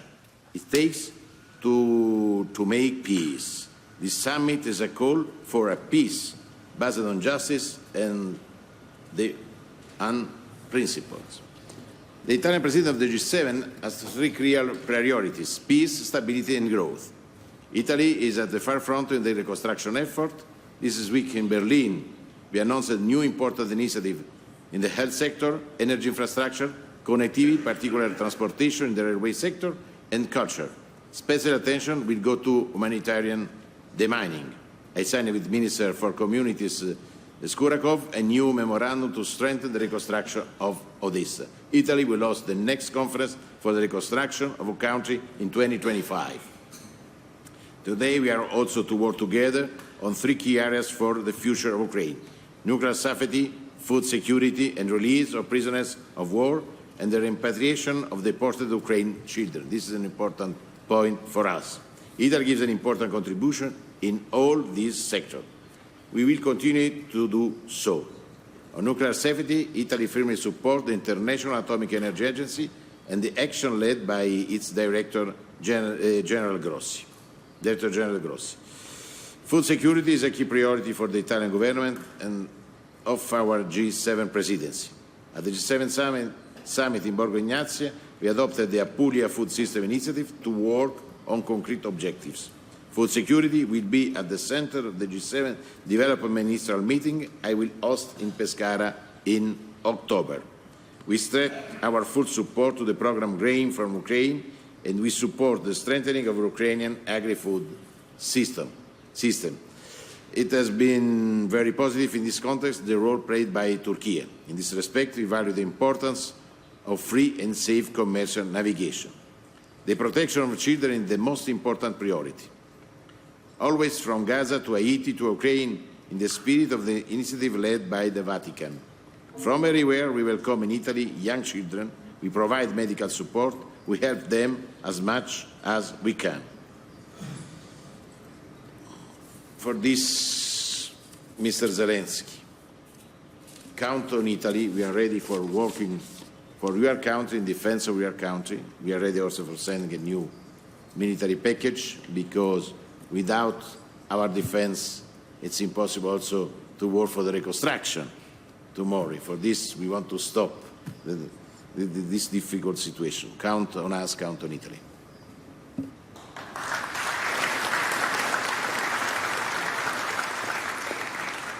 Thank you, Deputy Prime Minister. And finally, it is my pleasure to hand over the floor to the President of France, Emmanuel Macron. Thank you, Ignacio, Mr. Chairman. Mr. President, dear Volodymyr, dear colleagues, ministers, I think there is a lot of convergence, which is not a big surprise around this table today. But just three remarks completely in line with what was said and try to gather the key ideas. First, all of us are committed to build a sustainable peace. And as it was mentioned by several of you, such a peace could not be a Ukrainian capitulation. This is why the precondition is to help Ukraine to resist in such a situation to this aggression, because there is one aggressor and a victim. Second, it's clearly to reiterate the fact that nobody in this room is in war against Russia. But everybody wants a sustainable peace, meaning a peace respecting international rule and restoring Ukraine in its sovereignty. Second, this war is a global issue. And I think such a gathering, and I want to congratulate your presidency, is the best evidence of the fact that from all continents, people are here to support peace in Ukraine. Because what is at stake are our international rules and the possibility to have peace everywhere. Because in launching this war, Russia decided first to be an imperialist regime.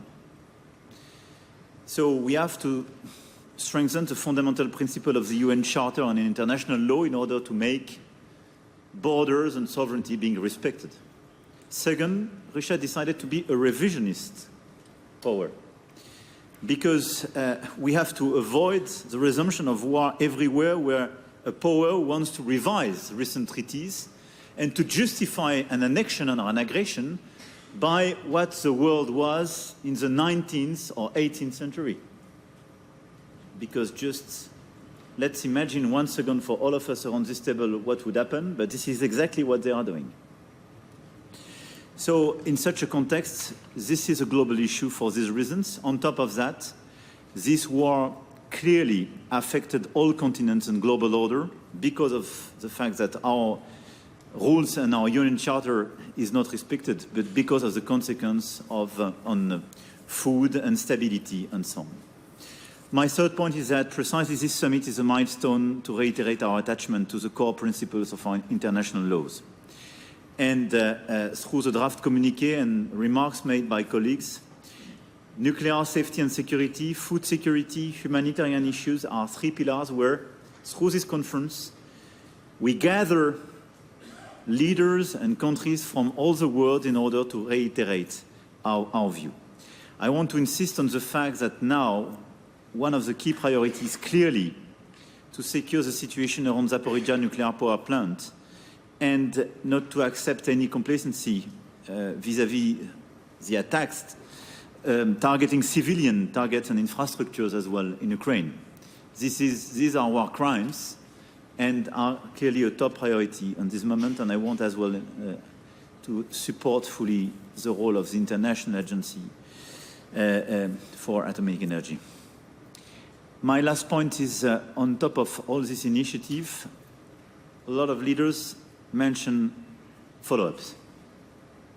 We will have the resolution adopted by the United Nations General Assembly on the Olympic truce. We don't see this truce as an obligation vis-à-vis Ukraine, and I want to be clear here, and I was clear with President Zelensky. This is clearly a call for Russia to cease its war of aggression and its attacks on civilians and civilian facilities. And a lot of religious leaders are taking very important initiatives in parallel. And I think increasing the pressure in this context to have a truce on the Russian side is extremely important. I suggest that in parallel, we build all together a follow-up in order to enlarge the circle of countries joining our efforts, to avoid the big divide of the world, and to avoid, I would say, the temptation of other initiatives, and not to compete in terms of initiative, but just to have a follow-up, adding countries and not dividing the circle, and clearly to build what should be a set of key requirements of the global community that we could put on the table vis-à-vis Russia. And I think this is the best way to help Ukraine to build the framework of a sustainable peace, meaning a peace respecting international order. So I think it would be great if, right after this initiative and this summit hosted by Switzerland, all of us coordinate in order to increase the outreach and work in that direction. I want once again, dear Ignacio, dear Viola, to thank you for this great initiative, and obviously to reiterate our full support to President Zelensky and the Ukrainian people.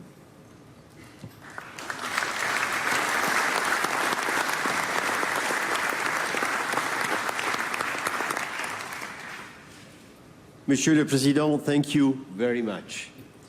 Excellencies, ladies and gentlemen, please let me thank you all for this rich discussion. The head of protocol will now inform us how we proceed.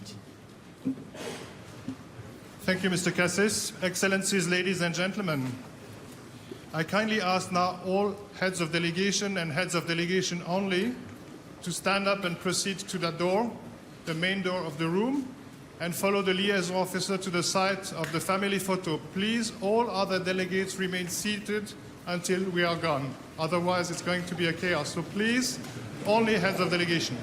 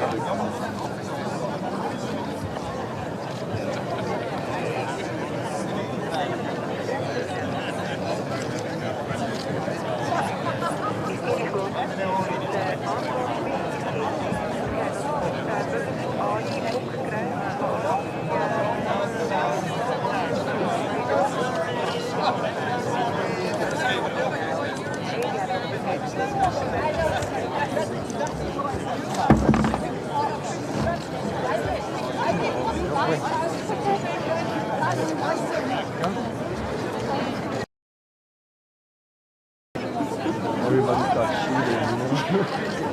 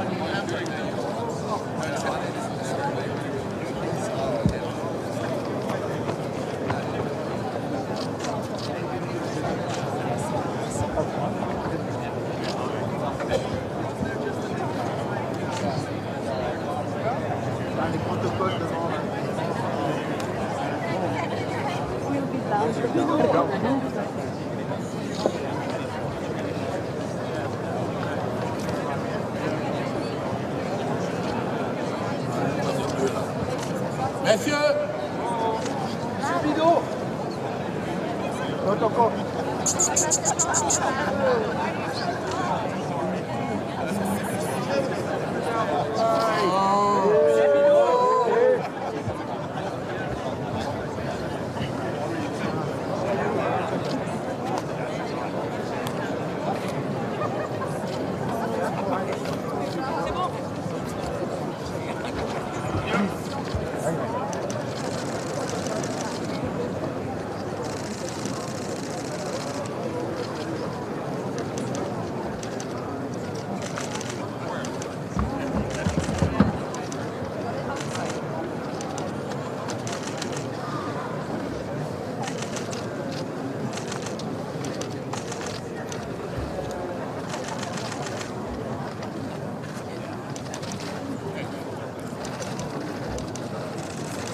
Слава Україні!